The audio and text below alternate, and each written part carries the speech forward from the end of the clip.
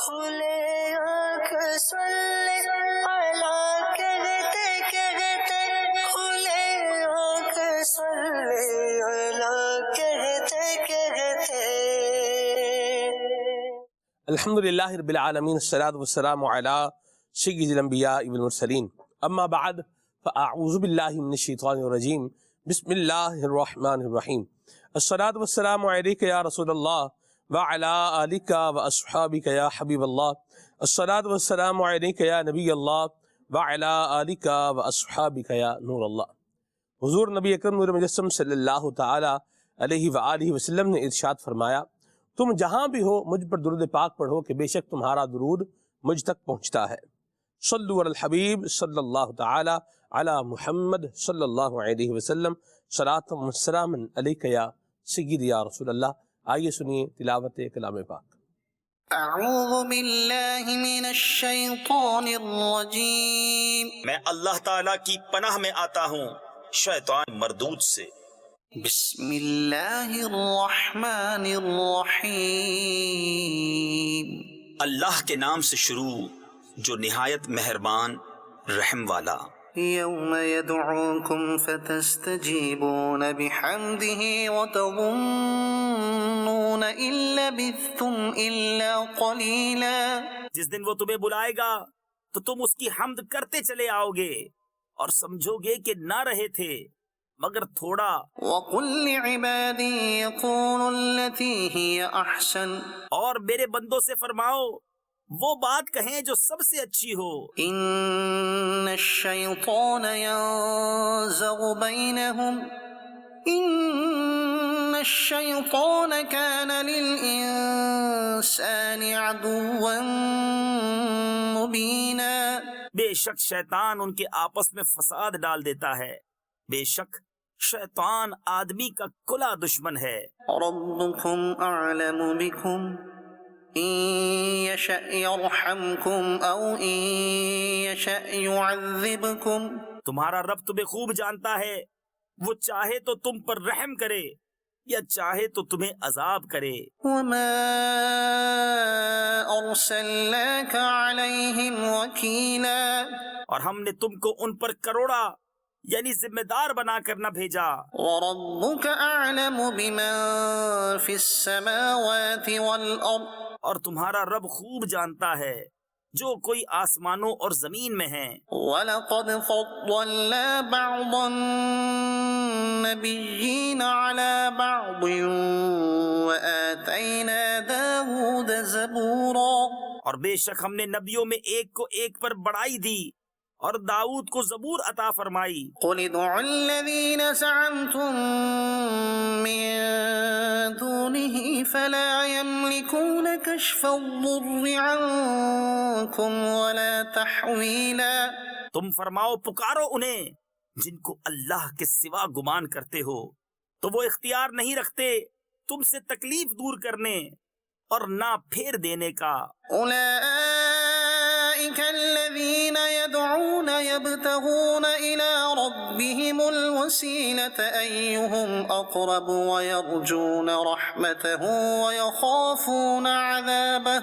وہ مقبول بندے جنہیں یہ کافر پوچھتے ہیں وہ آپ ہی اپنے رب کی طرف وسیلہ ڈھونڈتے ہیں کہ ان میں کون زیادہ مقرب ہے، اس کی رحمت کی امید رکھتے اور اس کے عذاب سے ڈرتے ہیں۔ إن عذاب ربك كان محظورا، بے شک تمہارے رب کا عذاب ڈر کی چیز ہے۔ وَإِن مِّن قَرْيَةٍ إِلَّا نَحْنُ مُهْلِكُوهَا قَبْلَ يَوْمِ الْقِيَامَةِ أَوْ مُعَذِّبُوهَا عَذَابًا شَدِيدًا۔ اور کوئی بستی نہیں مگر یہ کہ ہم اسے روز قیامت سے پہلے نیست یعنی ہلاک کر دیں گے یا اسے سخت عذاب دیں گے۔ كان ذلك في الكتاب مسطورا، یہ کتاب میں لکھا ہوا ہے۔ وما منعنا أن نرسل بالآيات إلا أن كذب بها الأولون، اور ہم ایسی نشانیاں بھیجنے سے یوں ہی باز رہے کہ انہیں اگلوں نے جھٹلایا۔ وَآتَيْنَا ثَمُودَ الناقة مبصرة فظلموا بها اور ہم نے سمود کو ناکا دیا یعنی اونٹنی دی آنکھیں کھولنے کو، تو انہوں نے اس پر ظلم کیا۔ وما نرسل بالآيات إلا تخويفا اور ہم ایسی نشانیاں نہیں بھیجتے مگر ڈرانے کو۔ صدق اللہ العظیم۔ اللہ کریم نور قرآن سے منور فرمائے۔ آج کا ہمارا پروگرام کا بڑا ہی پیارا عنوان ہے اللہ والوں کی باتیں۔ وقار بھائی سے پہلے کلام سنتے ہیں، پھر آگے چلتے ہیں۔ صلو علی الحبیب صلی اللہ تعالی علی محمد۔ صلی اللہ علیک یا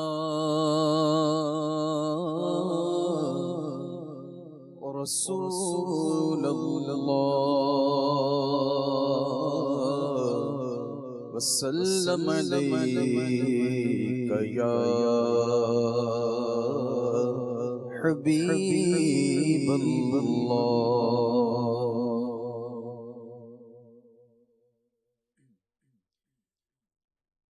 عاصیوں کو در تمہارا مل گیا، عاصیوں کو در تمہارا مل گیا، عاصیوں کو در تمہارا مل گیا، عاصیوں کو در تمہارا مل گیا، عاصیوں کو در تمہارا مل گیا، عاصیوں کو در تمہارا مل گیا، عاصیوں کو در تمہارا مل گیا، بے ٹھکانوں کو ٹھکانہ مل گیا، بے ٹھکانوں کو ٹھکانہ مل گیا، بے ٹھکانوں کو ٹھکانہ مل گیا، عاصیوں کو در تمہارا مل گیا، فضل رب سے پھر کمی کس بات کی، فضل رب سے پھر کمی کس بات کی، مل گیا سب کچھ جو طیبہ مل گیا، مل گیا سب کچھ جو طیبہ مل گیا، مل گیا سب کچھ جو طیبہ مل گیا، عاصیوں کو در تمہارا مل گیا، کشف راز مرانی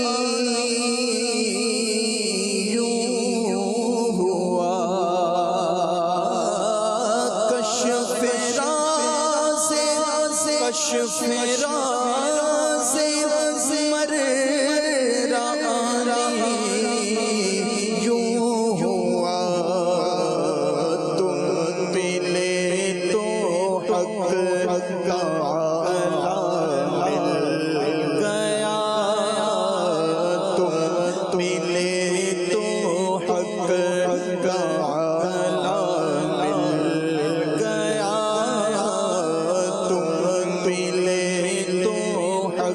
کا عالم مل گیا عاصیوں کو در تمہارا مل گیا اور ان کے در نے سب سے مستغنی کیا ان کے در نے سب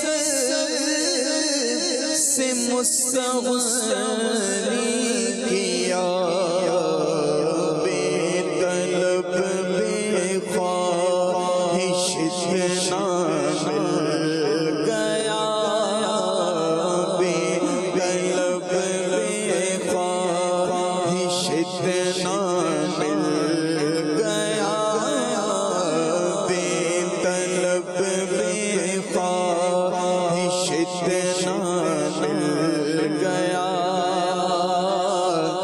اور نہ خدائی کے لیے آئے حضور نہ خدائی کے لیے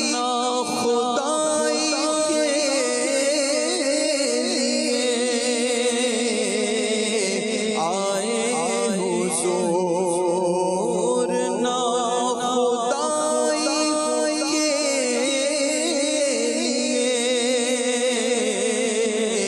آئے حضور ڈوب تو نکلو سہارا مل گیا ڈوب تو نکلو سہارا مل گیا ڈوب تو نکلو سہارا مل گیا آنکھیں پرنم ہو گئی سر جھک گیا آنکھیں پرنم ہو گئی سر جھک گیا جب تیرا نقش کفے پا مل گیا جب تیرا نقش کفے پا مل گیا جب تیرا نقش کفے پا مل گیا خلد کیسا کیا چمن کس کا وطن خلد کیسا کیا چمن کس کا وطن مجھ کو صحرائے مدینہ مل گیا مجھ کو صحرائے مدینہ مل گیا ہے محبت کس قدر نام خدا ہے محبت کس قدر نام خدا نام حق سے نام والا مل گیا نام حق سے نام والا مل گیا ان کے طالب نے جو چاہا پا لیا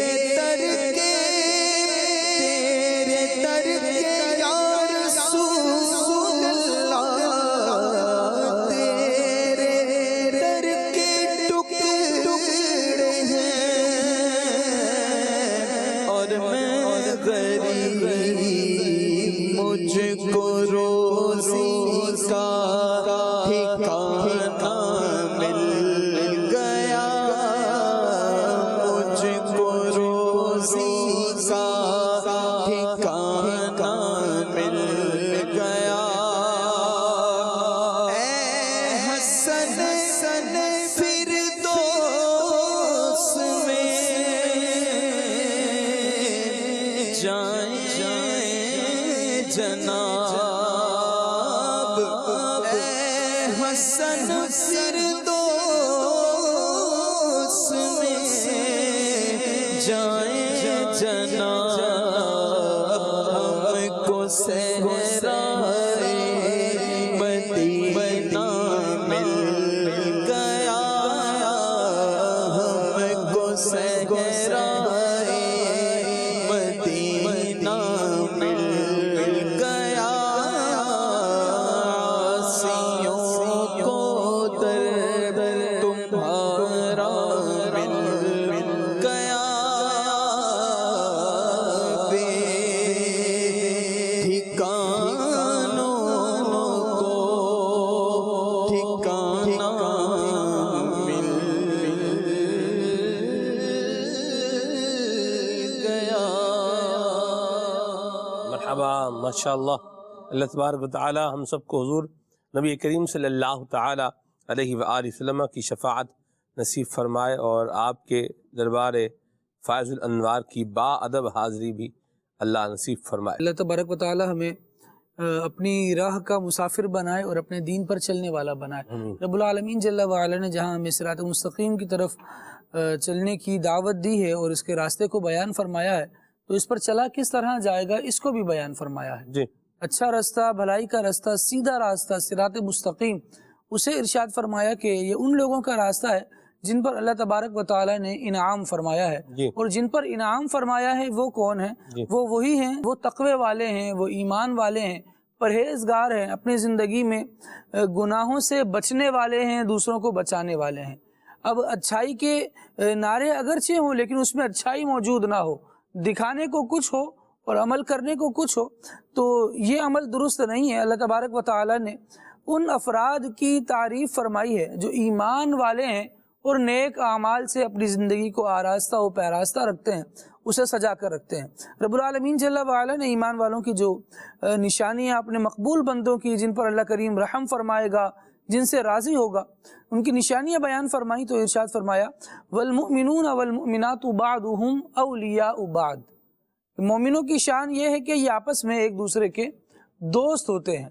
یأمرون بالمعروف وینہون عن المنکر، یہ نیکی کی دعوت دینے والے ہوتے ہیں، اچھے کاموں کی طرف ترغیب دلانے والے ہوتے ہیں، ان کی طرف بلانے والے ہوتے ہیں اور برائیوں سے روکنے والے ہوتے ہیں. جی وَيُقِيمُونَ الصَّلَاةَ وَيُؤْتُونَ الزَّكَاةَ، واہ یہ ایک نماز قائم کرنے والے ہوتے ہیں، زکوٰۃ ادا کرنے والے. واہ واہ واہ وَيُطِيعُونَ اللَّهَ وَرَسُولَهُ، واہ واہ. یہاں بنیادی احکام کو ذکر کرنے کے بعد ایک ایسا کلیہ بیان کر دیا گیا کہ صرف نماز اور زکوٰۃ میں ہی، یعنی جن کو آپ ارکان اسلام کہہ لیں، صرف یہی نہیں ہے کہ ان ارکان پر ہی زندگی بندے نے صرف عمل کیا اور اس کے علاوہ چھوٹی بڑی چیزوں کو چھوڑے جا رہا ہے، کہہ رہے میرے پلر تو مضبوط ہے، بھلے میری عمارت نہیں ہے لیکن فائدہ تو ہو ہی جائے گا.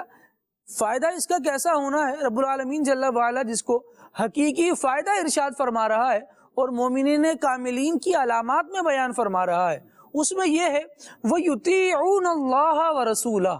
اپنی زندگی کا ان کا کوئی بھی مرحلہ ہوگا، کوئی بھی کام ہوگا، اللہ والے، اللہ کے پسندیدہ کامل ایمان والے وہ ہوں، وہ گردانے جائیں گے کہ جو ہر معاملے میں پھر اللہ اور اس کے رسول کی اطاعت کرنے والے ہوں گے.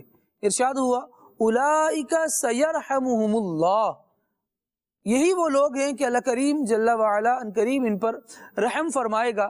پھر فرمایا ان اللہ عزیز حکیم، بے شک اللہ تبارک و تعالی غالب ہے، حکمت والا ہے.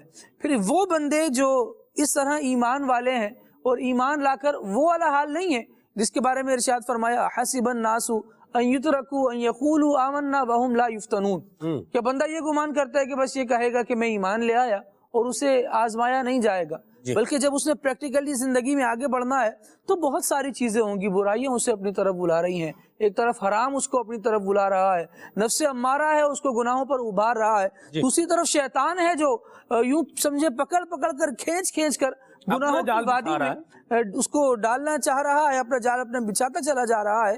رب العالمین جل وعلا نے ارشاد فرمایا ہے کہ ان کی آزمائش بھی ہوگی. یہ نہ سوچیں کہ اب آزمائے نہیں جائیں گے، اب ان کی آزمائش کیسے ہوگی، اس کے لیے بھی ایک تفصیل موجود ہے قرآن کریم میں کہ کن کن چیزوں سے بندے کو آزمایا جاتا ہے. مال ہے تو اب مال دے کر بھی آزمایا جائے گا اس کی کمی سے بھی یہ آزمایا بھی جائے آزمایا جائے گا۔ اولاد ہے یہ عطا فرما کر بھی آزمایا جائے گا، اس کی کمی سے بھی آزمایا جائے گا، اور دنیا میں اس کی راحت چین آسائش کے جو بھی کام ہے کبھی وہ دے کر آزمایا جائے گا، کبھی وہ لے کر آزمایا جائے گا۔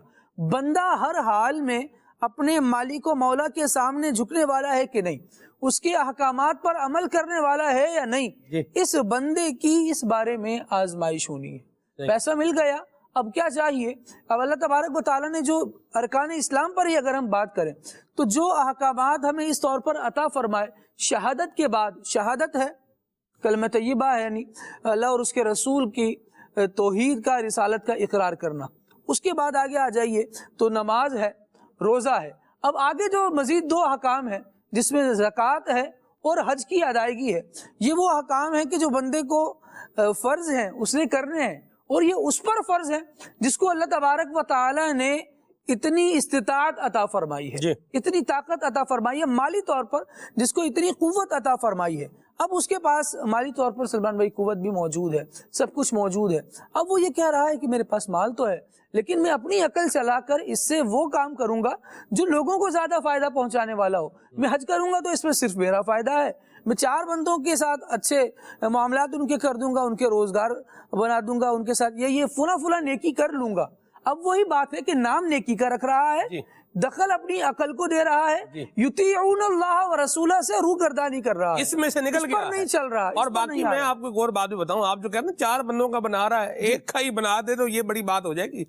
نام لگا رہا ہے اصل میں 4 بندوں کے بنانے کا، جو یہ ایک کا بھی نہیں بنے گا اتنے پیسوں میں، جتنے پیسوں میں مطلب 8 لاکھ روپیہ، 10 لاکھ روپیہ، 12 لاکھ روپیہ، 13 لاکھ روپیہ جو ہے، اس میں آپ یوں بولیں کسی ایک بندے کو آپ ایک اسٹیبلش چیز جو ہے وہ کر کے دے دیں گے تو پہلے نمبر پر اسٹیبلش ہو جائے، اسٹیبلش ہوگا یا نہیں ہوگا یہ ایک اپنی جگہ پر ایک بات ضرور ہے، لیکن میں آپ کو عرض کروں بات یہ ہے ہمارے معاشرے میں کیا کرتے ہیں خالد بھائی، 50,000 روپیہ ہے نا، 5 بندوں کو 10,000 روپیہ دیں گے، ایک بندے کو 50,000 روپیہ عموماً نہیں دیتے، 10 بندوں کو 5 بندوں کو دیں گے اور 10,000 دیں گے، یا 10 بندوں کو دیں گے اور 5,000 دیں گے، کسی کا بھی کچھ بھی نہ بنے، اپنا بھی کچھ نہیں جو ہے وہ بنایا اور اگلے کا بھی جو ہے نا وہ کچھ نہیں بنایا۔ تو یہ جو خالد بھائی پوائنٹ بتا رہے ہیں یہ میں نے اس پہ ایک بات کر لی جو حالات کے سینیریو کے اعتبار سے ہیں، جب آپ کو کام اسٹیبلش کریں گے تو اس میں ظاہر سی بات ہے کچھ رقم جو ہے وہ ریکوائر ہوتی ہے، پھر اس میں سسٹین کرنے کے لیے نقصان کا ایک الگ سے وہ پورشن رکھنا پڑتا ہے۔ ایسا نہیں کہ آپ نے دکان کھولی اور آج ہی بالکل جناب بکری شروع ہو جائے گی اور بڑا یہ ہو جائے گا وہ ہو جائے گا، لوگ کھولتے ہیں پھر پریشان ہوتے ہیں، جو لگایا ہوتا ہے وہ ڈوب بھی جاتا ہے۔ آپ تو کسی کو کھڑا کرنا چاہ رہے تھے، یار حج کرنے کے لیے کیا جانا ہے، میں نے حج فرض ہے، یہ اس کو کاروبار کرا دیتا ہوں میں، معاذ اللہ بچائے ایسی سوچ سے۔ بہرحال یوں اللہ کی نافرمانی کے ساتھ جس کام کی بنیاد آپ نے ڈال دی ہے اس کام نے کیا ہونا ہے، آگے گرنا ہی ہے۔ جس طرح سود سے کاروبار شروع کر لیا ہے تو اس کاروبار نے غرق ہی ہونا ہے اور اس کے علاوہ اس کا کوئی حل ہے نہیں۔ اچھا یہ شروع کیا، ادھر کیا ہوا، فرض حج نہیں کیا، اللہ کی نافرمانی کی، اور وہ جو وبال ہے اپنے اوپر جو ہے نا اس کو رستہ اس کا کھول لیا، اور جس کا بنانا چاہ رہے تھے بنا اس کا بھی کچھ نہیں، نہ ادھر کے رہے نہ ادھر کے رہے۔ تو اس طرح کے کام نہیں کرنے، عقل کو دخل وہاں دیں جہاں اللہ رسول نے اجازت دی ہے، بھی یہاں آپ عقل کو دخل دے لیں۔ آپ نے نفل پڑھنے، آپ کی عقل کہہ رہی ہے یار آج 20 نفل پڑھیں گے، سبحان اللہ، بالکل دخل دیں۔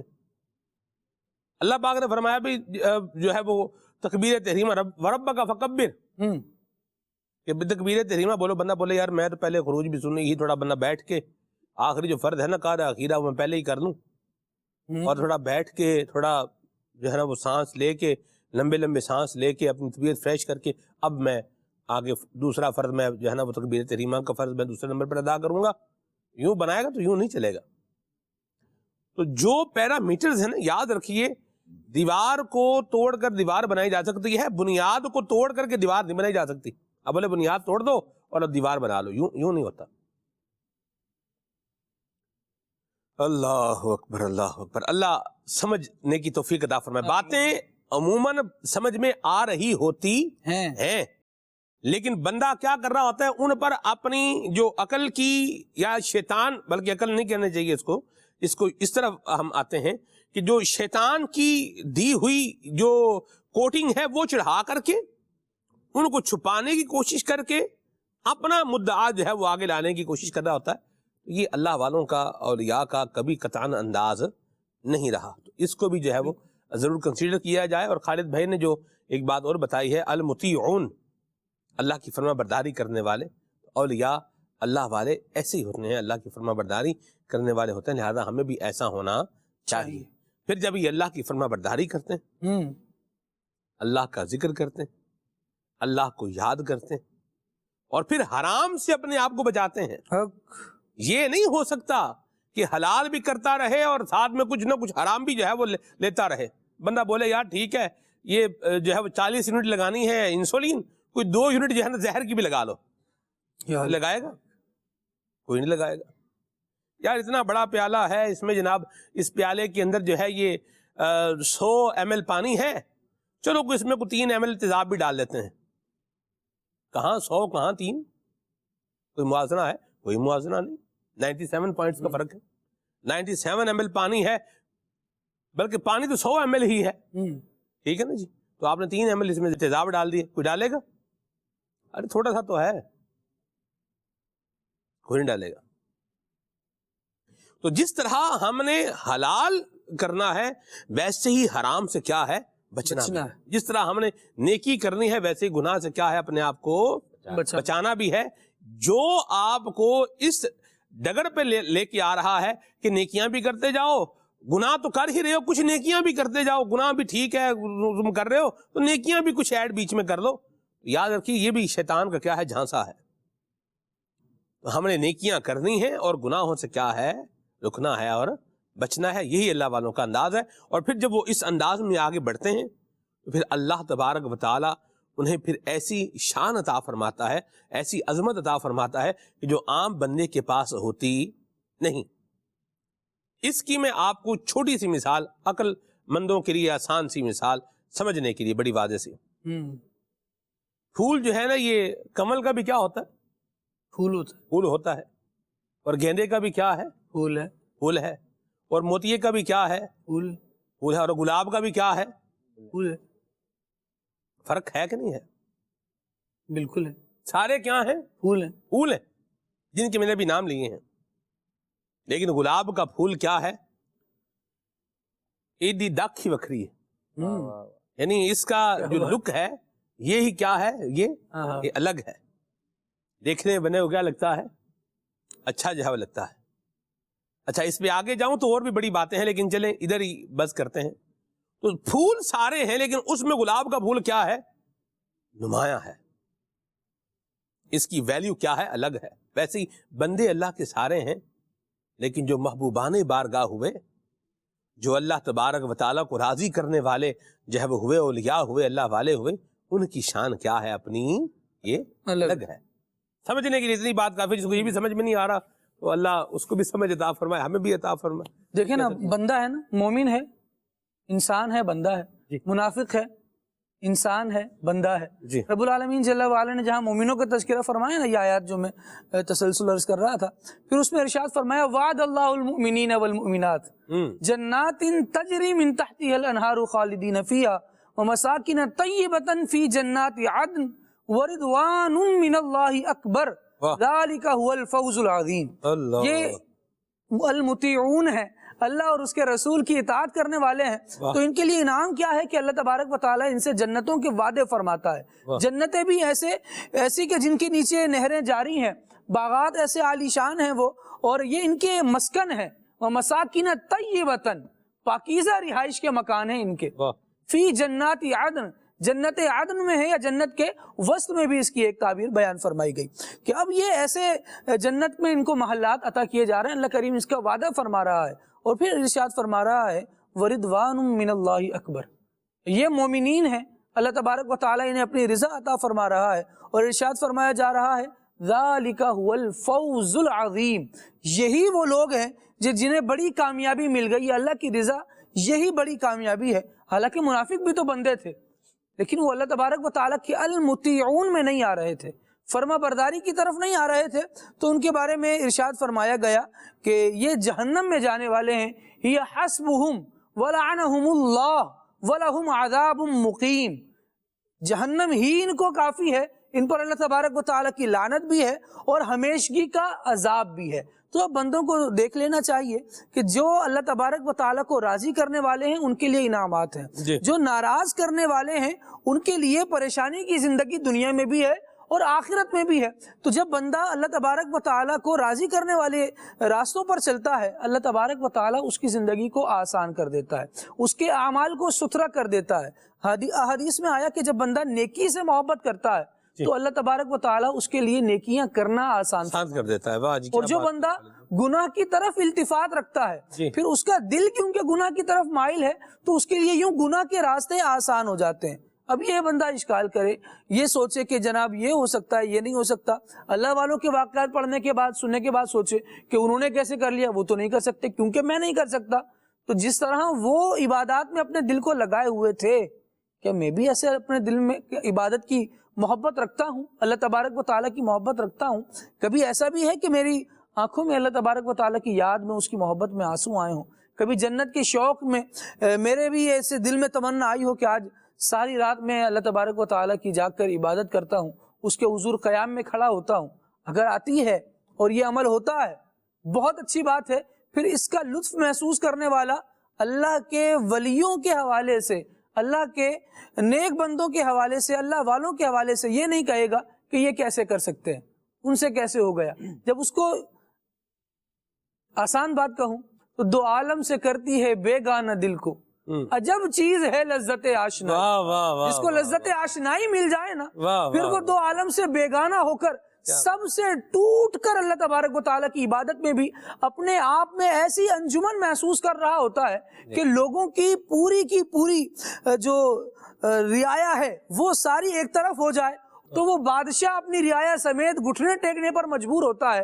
اور جس اللہ والے کو لذت آشنائی نے دو عالم سے بیگانہ کر دیا ہو، وہ اپنے مرید کو بھی حکم دیتا ہے تو وہ ایک پیالے میں پورا کا پورا انا ساغر اٹھا لیتا ہے، اور اللہ والے ایسے کر لیتے ہیں۔ یہ اللہ تبارک و تعالیٰ انہیں اعزاز عطا فرماتا ہے۔ یہ اللہ کے راستے پر چلنے کا وہ انعام ہے جو اللہ تبارک و تعالیٰ دنیا میں بھی دکھاتا ہے، آخرت میں بھی عطا فرمائے گا۔ کہ مولا کا قول یہ ہے کہ لہم البشرا فی الحیات الدنیا وفی الآخرہ، ان کے لیے دنیا کی زندگی میں بھی مزے ہیں، خوشخبریاں ہیں، اور آخرت میں بھی ان کے لیے انعام اور مزے ہوں گے۔ واہ جی واہ، مرحبا خالد بھائی۔ اور پھر جو ان کو اللہ کریم فراست عطا فرماتا ہے، اس کی پھر ایک اپنی شان ہے۔ اب یہ فراست کیا ہے خرم بھائی بتا رہے ہیں انشاءاللہ۔ جی بسم اللہ الرحمن الرحیم۔ سلمان بھائی، اللہ رب العالمین کے جو محبوب بندے ہوتے ہیں، اللہ کے پیارے بندے ہوتے ہیں، اللہ رب العالمین ان کو اخروی انعامات تو عطا فرماتا ہے، آخرت تو ہے ہی، لیکن دنیا کے اندر بھی اللہ رب العالمین انہیں اپنے پاس سے ایسی چیز، ایسی شانیں عطا فرماتا ہے جس کی وجہ سے بسا اوقات ان کا شہرہ جو ہے پورے عالم میں ہو جاتا ہے۔ انہی جو انعامات الہیہ میں سے ایک چیز ہے فراست۔ فراست ایسی شے ہے کہ انسان ظاہری اسباب کے بغیر ہی کسی کے باطن کے معاملے کو جان لیتا ہے، یا آئندہ ہونے والی بات کو وہ جان لیتا ہے۔ یہ گویا علم لدنی کی اقسام میں سے ایک قسم ہی ہے جو فراست ہے۔ اچھا، فراست کے حوالے سے میں ایک بات واضح کر دوں کہ یہ ایک تو فراست وہ ہے کہ جو اللہ رب العالمین اپنے بندہ مومن کو عطا فرماتا ہے، وہ صرف اللہ کے خاص مومن بندوں ہی کا حصہ ہے، وہ ہر ایک کو، یعنی کہ جو غیر مسلم ہیں ان کے لیے نہیں ہے۔ لیکن ایک فراست وہ بھی ہے کہ جو مختلف علوم و فنون کے ذریعے، علم طب کے ذریعے، علم کیمیا وغیرہ کے ذریعے، کہ جو اپنے تجربات وغیرہ کی وجہ سے جو آئندہ کی باتیں، آئندہ کی چیزیں جو ایجادات بھی کرتے ہیں، معلومات بھی کرتے ہیں، تو وہ جو فراست ہے وہ بھی ایک فراست ہی ہے، لیکن اس کے اندر عام ہے، جس کے پاس یعنی کہ وہ مومن کو بھی مل سکتی ہے اور غیر مسلم کو بھی مل سکتی ہے۔ لیکن جس فراست کی ہم بات کر رہے ہیں جو اللہ والوں کا خاصہ ہے، وہ فراست وہ ہے کہ بندہ دلوں کے احوال بھی جان لیتا ہے اور وہ آئندہ کے معاملات بھی دیکھ لیتا ہے۔ اور یہی وجہ ہے کہ نبی کریم علیہ الصلوۃ والسلام نے اس فراست کے بارے میں ارشاد فرمایا کہ اتقوا فراست المؤمن، مومن کی فراست سے بچو، مومن کی فراست سے ڈرو، فإنہ ینظر من نور اللہ، کیونکہ وہ اللہ کے نور سے دیکھتا ہے۔ جس کی نگاہوں میں اللہ رب العالمین کا نور ہو، جس کو دیکھنے میں معاون اللہ پاک کا نور ہو جائے، تو پھر وہ صرف اس کی نگاہ اتنی نہیں رہتی کہ جیسے عام نگاہیں جا نہیں سکتی، اس کی نگاہیں وہ ہوتی ہیں کہ دیوار کے پار بھی دیکھ لیتی ہیں، میلوں دور بھی ان کی نگاہیں کام کرتی ہیں، اور صرف لوگوں کی ظاہری جو ان کی حالت ہے اسی پر نہیں بلکہ ان کی باطنی حالت پر بھی وہ نگاہ کام کرتی ہے اور باطنی حالت کی خبر دیتی ہے۔ حضرت جنید بغدادی رحمۃ اللہ تعالیٰ علیہ ایک مرتبہ واعظ فرما رہے تھے۔ حضرت جنید بغدادی رحمۃ اللہ تعالیٰ علیہ کا معاملہ یہ ہے کہ پہلے یہ واعظ نہیں فرماتے تھے، آپ کے جو شیخ تھے انہوں نے آپ سے کہا بھی کہ آپ واعظ فرمایا کریں، پھر حضرت جنید بغدادی رحمۃ اللہ تعالیٰ علیہ کو نبی کریم علیہ السلام نے خواب میں حکم دیا، تو حضرت جنید بغدادی رحمۃ اللہ تعالیٰ علیہ واعظ فرمانے لگے۔ تو جنید بغدادی رحمۃ اللہ تعالیٰ علیہ کے پاس آپ کے واعظ کے دوران ایک شخص نے کھڑے ہو کر سوال کیا، کہا کہ حضور نبی کریم علیہ السلام کا یہ فرمان ہے اتقوا فراست المؤمن فإنہ ینظر من نور اللہ، کہ مومن کی فراست سے ڈرو۔ کہنے لگا اس حدیث پاک کا مطلب کیا ہے؟ حضرت سیدنا جنید بغدادی رحمۃ اللہ تعالیٰ علیہ نے یہ تھوڑی دیر سر جھکا لیا، اور اب وہ جو ان کی نگاہ نے کام کیا، تو حضرت جنید بغدادی رحمۃ اللہ تعالیٰ علیہ نے سر جھکا لیا۔ کچھ دیر میں اس کے بعد آپ نے اس سے ارشاد فرمایا کہ اب تیرے مومن ہونے کا وقت آ چکا ہے۔ تو وہ آپ کا وہ عقدہ کھل گیا، وہ جاننا چاہتا تھا یہ فراست کیا ہے، اور اس نے کیا کیا تھا، وہ شخص تھا غیر مسلم، اور وہ اپنی حالت کو بدل کر مسلمانوں کا لبادہ اوڑھ کر اس طرح آ کر بیٹھا کہ جیسے مسلمان اسے اپنے جیسا سمجھیں۔ لیکن وہ بات ہے نا کہ مومن کی فراست جو ہے وہ باطن کے احوال کو بھی دیکھ لیتی ہے، تو اس کا جو حال تھا حضرت جنید بغدادی رحمۃ اللہ تعالیٰ علیہ سے پوشیدہ نہ رہا، اور آپ نے اس کی کیفیت کو بھی جان لیا اور یہ بھی بتا دیا کہ اب تیرے اس معاملے سے کفر سے نکلنے کا وقت آ چکا ہے۔ چنانچہ جب آپ نے فرمایا نا اس کو کہ اب تیرے مومن ہونے کا وقت آ چکا ہے، تو اسی وقت وہ شخص کلمہ پڑھ کے مسلمان ہو گیا۔ اس نے فراست جان نہیں لی بلکہ اس نے فراست اپنی آنکھوں سے آپ رحمۃ اللہ تعالیٰ علیہ کی دیکھ لی۔ فراست کے حوالے سے حضرت سیدنا ابو بکر صدیق رضی اللہ تعالیٰ عنہ کا جو معاملہ ہے وہ بالکل ظاہر و باہر ہے۔ حضرت ابو بکر صدیق رضی اللہ تعالیٰ عنہ کو زبردست فراست اللہ رب العالمین نے عطا فرمائی تھی۔ نبی کریم علیہ السلام نے اپنے مرض وصال میں جب آپ نے خطبہ دیا تھا تو اس خطبے میں آپ نے ایک بات ارشاد فرمائی، اور آپ نے فرمایا کہ اللہ پاک نے اپنے ایک بندے کو اختیار دیا کہ وہ چاہے تو دنیا میں ہمیشہ رہے اور چاہے تو وہ آخرت کو اختیار کر لے۔ تو پھر جب آپ نے یہ خطبہ دیا نا تو صحابہ کرام علیہم رضوان سن رہے تھے، لیکن حضرت ابو بکر صدیق رضی اللہ تعالیٰ عنہ رونے لگے۔ اب اس وقت صحابہ کرام علیہم رضوان کو تعجب ہوا، یہ کیا بات ہے؟ حضور علیہ السلام نے ایک ایسے شخص کی بات ارشاد فرمائی ہے کہ جس کو اللہ پاک نے دو باتوں میں سے ایک کو اختیار کر لینے کا حکم فرمایا، تو آپ کیوں رو رہے ہیں؟ تو وہ راوی بیان کرتے ہیں کہ جب نبی کریم علیہ السلام کا وصال ہوا تو پھر اس وقت جان لیا کہ حضرت ابو بکر صدیق رضی اللہ تعالیٰ عنہ حضور علیہ السلام کے اس فرمان سے سمجھ گئے تھے کہ یہ بات حضور علیہ السلام کسی عام مومن کی نہیں ارشاد فرما رہے، بلکہ آپ اپنے بارے میں خبر دے رہے ہیں، اور اس انداز سے خبر دینے کی وجہ یہ تھی کہ صحابہ کرام کو غم نہ ہو، وہ دکھی نہ ہو جائیں۔ لیکن نبی کریم علیہ السلام کے محبوب صحابی حضرت ابو بکر صدیق رضی اللہ تعالیٰ عنہ نے اس صحابہ کے اس مجمع کے اندر نہ صرف اس بات کو پہچان لیا بلکہ اس کی وجہ سے آپ کو جو ایک رنج کی کیفیت تھی وہ بھی طاری ہو گئی۔ تو حضرت ابو بکر صدیق رضی اللہ تعالیٰ عنہ کے یہ فراست کا جو کمال والا جو معاملہ تھا، اسی فراست کے ذریعے آپ نے دین اسلام کی خدمت بھی کی ہے، اور یہ اولیاء کرام علیہم رضوان کا معاملہ رہا ہے کہ انہوں نے اس فراست کے ذریعے دین کی خدمت کی ہے۔ حضرت ابو بکر صدیق رضی اللہ تعالیٰ عنہ نے امور خلافت میں بڑی فراست سے معاملات نبھائے، اور پھر حضرت عمر رضی اللہ تعالیٰ عنہ کی اگر ہم فراست کی بات کرتے ہیں تو حضرت عمر فاروق اعظم رضی اللہ تعالیٰ عنہ کی فراست کی شان تو نبی کریم علیہ السلام کی زبان سے بھی معلوم ہوتی ہے۔ حضور علیہ السلام نے یہ تذکرہ کرتے ہوئے ایک دفعہ ارشاد فرمایا تھا کہ پچھلی امتوں میں محدث ہوا کرتے تھے، تو یعنی وہ صاحب فراست لوگ ہوا کرتے تھے، میری امت میں کوئی ہوتا تو وہ عمر ہوتے، اور حضرت عمر رضی اللہ تعالیٰ عنہ اس کی شرح میں یہ ہے کہ وہ حضرت عمر رضی اللہ تعالیٰ عنہ کے یہ نہیں فرما رہے تھے کہ ان میں فراست نہیں، اگر ہوتے تو یہ معاملہ نہیں ہے، بلکہ حضور علیہ السلام حضرت عمر رضی اللہ تعالیٰ عنہ کے صاحب فراست ہونے کی ہی خبر دے رہے تھے۔ یہی تو فراست نے آپ کے کام کیا تھا جب آپ مدینہ منورہ میں بیٹھے امور خلافت نبھا رہے ہیں اور خطبے میں بیٹھ کر لوگوں کو حکم بھی ارشاد فرما رہے ہیں، لیکن یہ نگاہ فراست ہے آپ کی کہ جو نہ صرف مدینہ منورہ میں آپ کو معاملات کو دکھا رہی ہے بلکہ نہاوند کے مقام میں جو میلوں دور ہے وہاں پر بھی آپ کو معاملات کا ملاحظہ کروا رہی ہے، اور وہاں پر بھی دین اسلام کی خدمت میں آپ کی اس فراست یہ اس سے یعنی کہ اللہ رب العالمین نے کام لیا۔ پھر حضرت عمر رضی اللہ تعالیٰ عنہ کے بعد حضرت عثمان غنی رضی اللہ تعالیٰ عنہ کی فراست پر آ جائیں۔ ایک شخص آپ کی بارگاہ میں آتا ہے اور آپ رضی اللہ تعالیٰ عنہ اس کو دیکھتے ہیں، فرماتے ہیں کیا بات ہے کہ لوگ میرے پاس اس حال میں آتے ہیں کہ میں ان کی آنکھوں میں زنا کے اثرات دیکھتا ہوں۔ نوجوان کو یعنی کہ آپ کا یہ جملہ ہے تو تھوڑا اس کو ناراضی ہوئی، اس نے کہا کہ کیا اللہ کے رسول صلی اللہ علیہ وسلم کے بعد بھی لوگوں پر وحی نازل ہونے لگی؟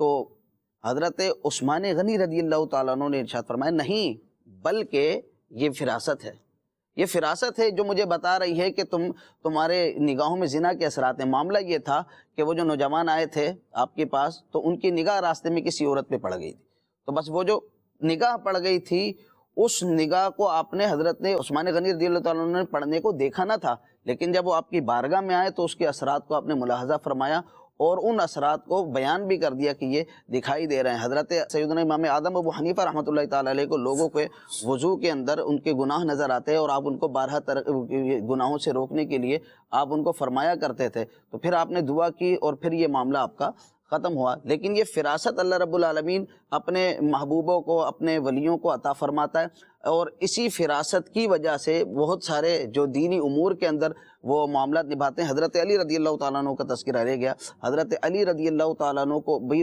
بڑے وہ فراست والے تھے۔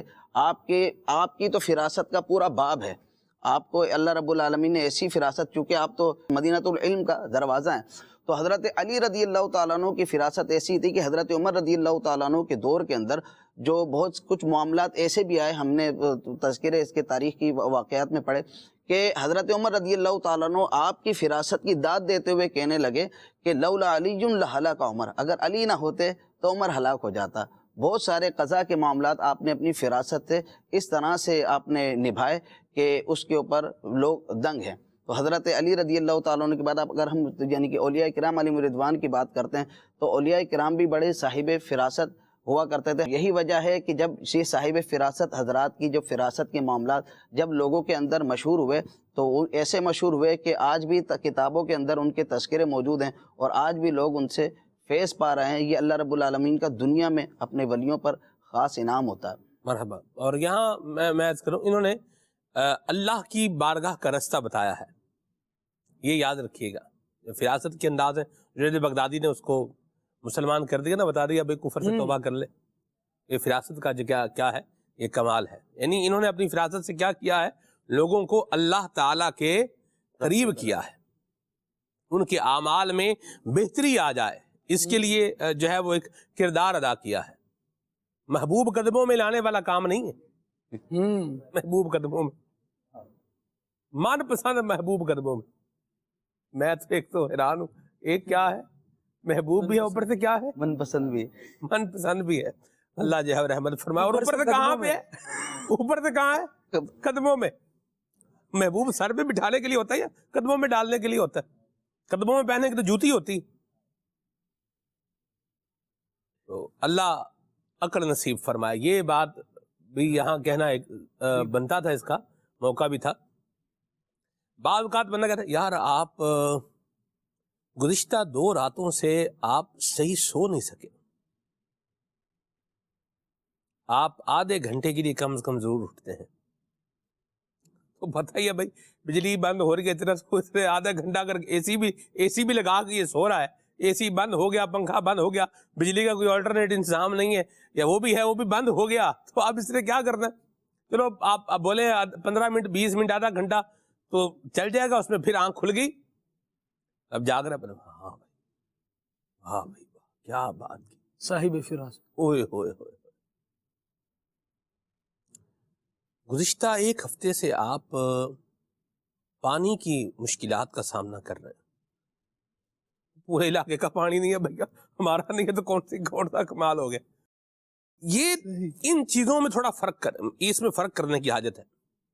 بعض اوقات لوگ کیا کرتے ہیں، جیسے خرم بھائی نے ایک مضمون بیان کیا ہے اولیاء کی نگاہ بصیرت کا، ٹھیک ہے، لوگ کیا کرتے ہیں پھر اس کو ایک دوسری طرح سے لے کر کے پاگل بنانے کے لیے، دوسروں کو بیوقوف بنانے کے لیے، ان کو لوٹنے کے لیے، پیسے جو ہے وہ کھینچنے کے لیے، یا اور جو کوئی برا مقصد ہے اس کو پورا کرنے کے لیے، پھر بعض اوقات اس طرح کی چیزوں کو بھی یوں کر کے لے کے آ رہے ہوتے ہیں۔ آپ کے ذہن میں آج کل کشمکش چل رہی ہے، تو بھائی ہر بندے کے ذہن میں کشمکش جو ہے وہ چل رہی ہے۔ کون ہے بندہ جو پیٹرول پمپ پہ جا رہا ہے، اس کے دماغ میں بھی کشمکش چل رہی ہے، اور جو ہے وہ آئل خریدنے جا رہا ہے گھر کا، اس کے دماغ میں بھی کیا ہے خالد بھائی، کشمکش، کش بھی ہے اور مکش بھی ہے، دونوں ہے، اللہ رحمت فرمائے. ایک رائٹر نوٹ میں بات ہے. بہرحال تو ان چیزوں میں بھی کیا کرنا پڑے گا، ان کو ڈفرینشیٹ کرنا پڑے گا. اور پھر اہل اللہ میں آپ کو یہ ایک نبی کریم صلی اللہ علیہ وسلم کی مبارک جو ادا ہے اس کا فیضان ملے گا، اس کی جھلک ملے گی. قل لا اسألکم علیہ اجرا الا المودۃ فی القربى. خاص جو اولیاء، جو صلحاء، جو اللہ والے ہیں، وہ اگر آپ کو کوئی نیکی کی بات بتا رہے ہیں، کوئی اچھا آپ کو عمل بتا رہے ہیں، کسی اچھے کام کی طرف لے کے آ رہے ہیں، تو وہ اس کو للہیت کی بنیاد پر ہی کریں گے. سبحان اللہ. یہ بھی ان کی ایک امتیازی شان ہے، ایک مقام ہے، ہم اس کی بات کر رہے ہیں. ٹھیک ہے، ایک خاص جو ایک مقام ہے، ایک بات ہم اس کی بات کر رہے ہیں. آپ دیکھیے حضرت بابا فرید الدین مسعود گنجی شیخ، حضرت خواجہ معین الدین چشتی اجمیری رحمۃ اللہ علیہ، لوگوں کو مسلمان کیا، ان سے مسلمان کرنے کے پیسے تھوڑی لیے ہیں آپ نے. اللہ کی جو ہے وہ یاد کا راستہ بتایا ہے، اللہ سے جو ہے وہ لوگ بندوں کی لگائی ہے، لوگوں کو دنیا سے ہٹایا ہے اور مالک کی بارگاہ میں جو ہے ان کو پہنچایا ہے، جھکایا ہے، اس طرف جو ہے وہ راستہ بتایا ہے. اس کی آپ نے اجرت تھوڑی دی ہے ان سے بھی، میں نے تمہیں بتایا ہے چونکہ تمہیں مسلمان کیا، لے آؤ. یہ ان کے اس طرح کے انداز صلحاء کے نہیں ہوتے. تو یہ جو بات ہے، جو آپ کو اس طرح کی جو عام فہم باتیں ہیں، آپ جو ہے نا وہ چشمہ آپ کا ٹوٹ گیا ہے، پہلے پوچھ رہے ہیں کہ بچے کتنے ہیں آپ کے، بندہ بتائے گا جی 2 بچے ہیں. کیا عمر کیا ہے؟ ایک بچے کی عمر جو ہے وہ 2.5 سال ہے، ایک بچے کی عمر جو ہے نا یہ 5 سال ہے. اچھا، چشمہ آپ کا پچھلے مہینے میں چشمہ بھی ٹوٹا. ابھی 2.5 سال کا بچہ آپ ریم لیس چشمہ پہن کے اس کے سامنے جائیں گے، اس نے ڈائریکٹ چشمے کو ہاتھ ڈالا، چشمہ ٹوٹنا ہی ہے. تو ہر شے کو فراست کے کھاتے میں ڈال کے بندہ بیوقوف بننے کے لیے بھی جو ہے وہ تیار نہ رہے. اس کے بعد پھر آگے نتیجہ کیا ہے اس پہ بھی ساری چیزوں پہ غور کرے. تو یہ کچھ ہماری اپنی کمزوری ہے، معذرت کے ساتھ. محبوب قدموں میں لانے والا بھی کوئی آپ کو نیک بندہ تو ایسا نہیں ملے گا آپ کو، بڑا نیک، بڑا پرہیزگار، بڑا متقی آدمی ہے اور کام کیا کروا رہا ہے، محبوب قدموں میں لا رہا ہے. یہ بھی اچھے لوگوں کے کام نہیں ہے. یہ ہائے ہائے ہائے ہائے ہائے. خالد بھائی، میں نے بھی ایک تجربہ کیا. میں نے جو ہے نا وہ ایک فون کھڑکا دیا ایک نمبر کے اوپر. میں نے بھی ٹھیک ہے جی، ایک میں نے مطلب نعرہ پڑھا، اور نعرہ پڑھنے کے بعد میں نے کیا کر دیا، فون کھڑکا دیا. فون کھڑکانے کے بعد جو ہوا وہ بارہ اگلی بات ہے. وہ کیا ہوا، تو جس بندے کو اپنا ہی خبر نہیں، اپنا ہی حال جس کا درست نہیں ہے، وہ کسی کا حال کیا درست کرے گا. اپنا بھی بگڑا ہوا دوسرے کا بھی بگاڑ ہی رہا ہے. بعض اوقات سلمان بھائی تھوڑی سی عرض کروں گا کہ شیطان بھی لوگوں کے ساتھ کھیلتا ہے. اچھا، کیا ہوتا ہے کہ اگر بالفرض کسی شخص کو خواب ایسے ویسے آنے لگے جس کے اندر آئندہ کی باتیں اس کو پتہ چل رہی ہوں، یا وہ کسی کے حال کے دیکھے اور اس کو پیچھے کچھ ہوا، وہ بات اس کے دماغ میں اچانک آ جائے اور وہ بالکل صحیح نکلے، یا اس کا کوئی پوشیدہ معاملہ ہے ایک دم اس کے منہ سے نکلے، ظاہر ہو جائے، تو لوگ پتہ ہے کس میں آ جاتے ہیں، اس یہ سوچنے لگتے ہیں شاید اپنے بھی کچھ ہیں، ہمیں بھی کچھ آ گیا ہے، اللہ تعالیٰ کی نظر میں کچھ ایسا معاملہ ہے، مطلب ہمارے پر خصوصی کرم ہے.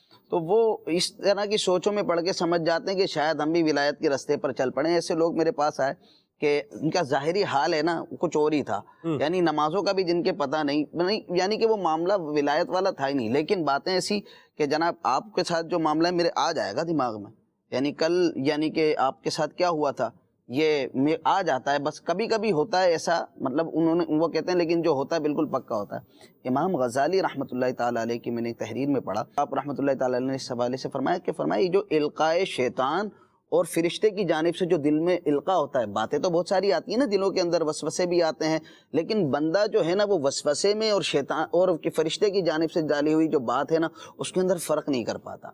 تو بندے کو پتہ نہیں چلتا، اور کہتے ہیں آپ فرماتے ہیں کہ دونوں ہی کا جو اثر ہے نا وہ ایک جیسا ہی ہوتا ہے. اب جو باتیں بندے کے دل میں آ رہی ہیں، وہ اسی لیے فرمایا کہ یہ اللہ رب العالمین نے جو معیار بنایا وہ تقوی کو بنایا ہے، تقوی کو معیار بنایا، کیونکہ اگر ایسی باتیں دل میں آئیں گی بندہ سمجھنے لگا ہے اپنے پہنچ گئے، اب بہت آگے چلے گا، اس کو کیا خبر کہ اس کے دل میں جو باتیں آ رہی جس سے وہ اپنے آپ کو پہنچا ہوا سمجھ رہا ہے، وہ شیطان کی جانب سے، شیطان اس کے ساتھ کھیل رہا ہے. ایک عرصے تک ایک شخص کو کیا کہتے ہیں معاملہ دیکھا کہ اس کو بھی اسی طریقے سے خواب نظر آتے اور جی بہت ساری پوشیدہ معاملات لوگوں کے نظر آتے. پھر ایک عامل صاحب نے اس کو دیکھا، وہ ایک نیک شخص تھے، تو انہوں نے دیکھا وہ جی یعنی کنی کترا گیا. میں کہا جب نیک آدمی ہے تو پھر کنی کیوں کتراتا ہے؟ تو پھر جب معاملہ سامنے آیا نا، ان عامل صاحب نے کہا اس کے ساتھ جن کھیل رہا ہے، شیطان اس کے ساتھ کھیل رہا ہے جو اس کو اس طرح کے معاملات دکھاتا ہے اور یہ سمجھتا ہے کہ جی میں بہت پہنچ گیا. تو جب اس طرح کے معاملات آئیں تو بندہ پہلے دیکھ لے کہ قرآن کریم نے جو پیمانہ دیا ہے نا الذین آمنوا وکانوا یتقون کا، میں اس پر پورا آتا ہوں یا نہیں، میں اللہ رب العالمین کا کتنا خوف رکھتا ہوں، اس کے نافرمانی میں کتنا ڈرتا ہوں، اور میری عبادت کا شوق کس طرح کا ہے، میری اس سے محبت کا تعلق کس طرح کا ہے. میرے دل میں دنیا بسی ہے، میرے دل میں اپنا کاروبار بسا ہے، میرے دل میں دولت کے سوا آتا ہی کچھ نہیں ہے. کسی پر احسان بھی کر دوں تو خواہش یہ ہوتی ہے کہ جی آئندہ بدلے میں مجھ پر یہ احسان کرے گا. اپنی دل کی حالت یہ ہے، باطنی کیفیت ساری دنیا کے ساتھ لگی ہوئی ہے، لیکن یہ جو شیطان کھیل رہا ہے اس کو سمجھ نہیں پا رہا اور پھر بھی خود کو سمجھا یہ اپنے تو پہنچ گئے، اپنے تو بخشے ہوئے، آخرت کی پرواہ نہیں، دنیا کا معاملہ سیٹ ہو جائے. اس طرح بھی شیطان کھیلتا ہے. تو پیمانہ جو قرآن نے دیا ہے نا آمنوا وکانوا یتقون، واہ بھائی واہ، تقویٰ پرہیزگاری دیکھ رہے کہ میرے اندر اللہ کی فرما برداری ہے یا نہیں، اور جہاں میں دیکھ رہا ہوں وہاں پر بھی اللہ کی فرما برداری ہے یا نہیں، اللہ کے رسول کی فرما برداری ہے یا نہیں. اگر ہے تو ویل اینڈ گڈ ہے، اور اگر نہیں ہے تو پھر کیا کرے، وہاں سے وہ بچے. اللہ رحمت کی نظر فرمائے اور ہمیں اپنا اور اپنے محبوب کریم صلی اللہ علیہ وسلم کا مخلص عاشق جو ہے وہ بنائے اور فرما بردار بھی بنائے. کچھ کال دیتے ہیں پھر آگے بڑھتے ہیں انشاءاللہ. جی میرا سوال یہ ہے کہ اللہ والے حقیقت میں کون لوگ ہیں، تفصیل سے ارشاد فرما دیں. اس کے ساتھ ہی نعت خواں اسلامی بھائی سے گزارش ہے کہ یہ نعت لجپال نبی میرے، اس کے چند اشعار سنا دیں. اللہ آپ کو برکت دے. اسی کا بیان جو ہے مختلف انداز میں چل رہا ہے، پہچان بھی چل رہی ہے اور باتوں کا بھی بیان ہم جو ہے وہ کر ہی رہے ہیں. اللہ برکت دے آپ کو. جی پیارے سلمان بھائی، اج دے موضوع دے حوالے نال عرض ہے کہ اللہ والیاں دی پہچان. ایک انسان ہے کہ وہ اللہ والیاں دی بارگاہ چ حاضر ہوندا ہے تے اللہ والے ایک ایسی گل کر دیندے نے قرآن و حدیث دے حوالے نال ہی کر دین، لیکن وہ ساڈی سمجھ وچ نہیں آندی. تے اسی کہنے ہیں چنگا اللہ والا ہے، گل کیوں جی کر چھڈی. تے اس بارے بھی تھوڑی ساری رہنمائی فرماؤ کہ ضروری نہیں کہ وہ جو گل کرن وہ ساڈے عقل وچ آوے اور اسی نو تسلیم کریے. یہ تھوڑی لازمی وضاحت برائے مہربانی کرنا ہے. بہت گاؤں دیہات دے وچ کام چل رہا ہے تے نعت خواں دی بارگاہ چ گزارش ہے برائے مہربانی ہے لازمی 2-3 شعر سنا دیو. سب مدینے کو گئے ہم رہ گئے، یاد میں آقا کی آنسو بہ گئے. بہت شکریہ. اگر تو جو ہے وہ بات بتا رہے ہیں، ایسی بات بتا رہے ہیں جو ہمیں پتہ نہیں ہے اور ایسی بات بتا رہے ہیں تو اللہ کا شکر ادا کریں کہ ایک بات جو ہے پتہ نہیں تھی اب اس کا پتہ چل گیا. اچھا سمجھ میں نہیں آ رہی تو اس کو جو ہے وہ سمجھ لیں، کسی جو ہے وہ عالم دین سے، کسی مفتی صاحب سے اس کو جو ہے وہ سمجھ لیا جائے. اور اگر آپ کو پتہ ہے کہ صحیح بات یہ ہے اور جو یہاں سے پتہ چل رہا، جو یہاں بتا رہے ہیں یہ غلط ہے، تو اس کو جو ہے وہ آپ ایک پرچی لکھ کر کے اچھے انداز میں وہ آپ پیش کر سکتے ہیں. جی یہ یوں نہیں، یہ فلاں کتاب میں یا فلاں جگہ پر اس طرح اس کو یوں جو ہے بیان کیا گیا ہے. اچھا آپ نے یوں کیا، پھر بھی وہ غلط بات پر ہی جو ہے وہ اصرار ہے، تو پھر آپ وہاں سے ہٹ جائیں. وہاں سے کیا ہے، ہٹ جائیں. مسئلے بتانے والے آپ کو بڑے لوگ ملیں گے. ایک جگہ تھا، مسئلہ تھا ایک، اور ایک استاد العلماء تھے، وہ وہاں پر جو ہے وہ خاموش تھے، اور ایک عام طالب علم تھا، وہ کٹر کٹر کٹر کٹر وہ بول رہا تھا. میں یہ چیزیں جو ہے نا دیکھ رہا تھا. میں نے پھر ان سے کہا، میں نے کہا جی آپ ادھر آپ خاموش بیٹھے ہوئے تھے، آپ نے تو کوئی بات نہیں کی، فلاں ہے وہ اتنی باتیں کر رہا تھا.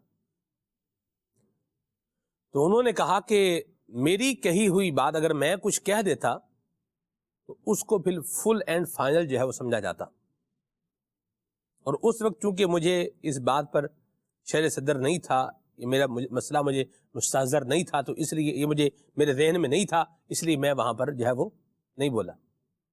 اور جو بول رہا تھا اس کا حال کیا ہے یہ پھر ایک اگلی بات ہے، بہرحال اس پہ تبصرے کی حاجت نہیں ہے. تو بعض اوقات بندہ جو ہے نا وہ یہ غلط بھی بیان کر رہا ہوتا ہے.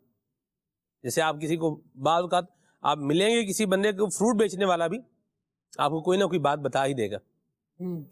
اب اگر صحیح بتا رہا ہے تو اچھی بات ہے، ورنہ اپنے پلے سے بنا کر باتیں کرنے والے. آپ کو بھی خرم بھائی موقع ملتا ہوگا ماشاءاللہ، آپ بھی آپ عالم دین، جگید عالم دین ہیں، آپ بھی ہیں خالد بھائی، آپ بھی ہیں، تو کبھی آپ کو ملتا ہوگا بندہ جو بات کر رہا ہے 100% غلط بات کر رہا ہے، لیکن اتنے اعتماد کے ساتھ بات کر رہے ہوتے ہیں کہ لگتا ہے یار یہ صحیح کہہ رہا ہے، شاید ہمیں جو ذہن میں ہے نا اس میں شاید کوئی ہو سکتا ہے وہ ہو کچھ ہمیں یاد کرنے میں یا سمجھنے میں کوئی غلطی لگ گئی ہو، حالانکہ ہوتا وہی غلط ہے.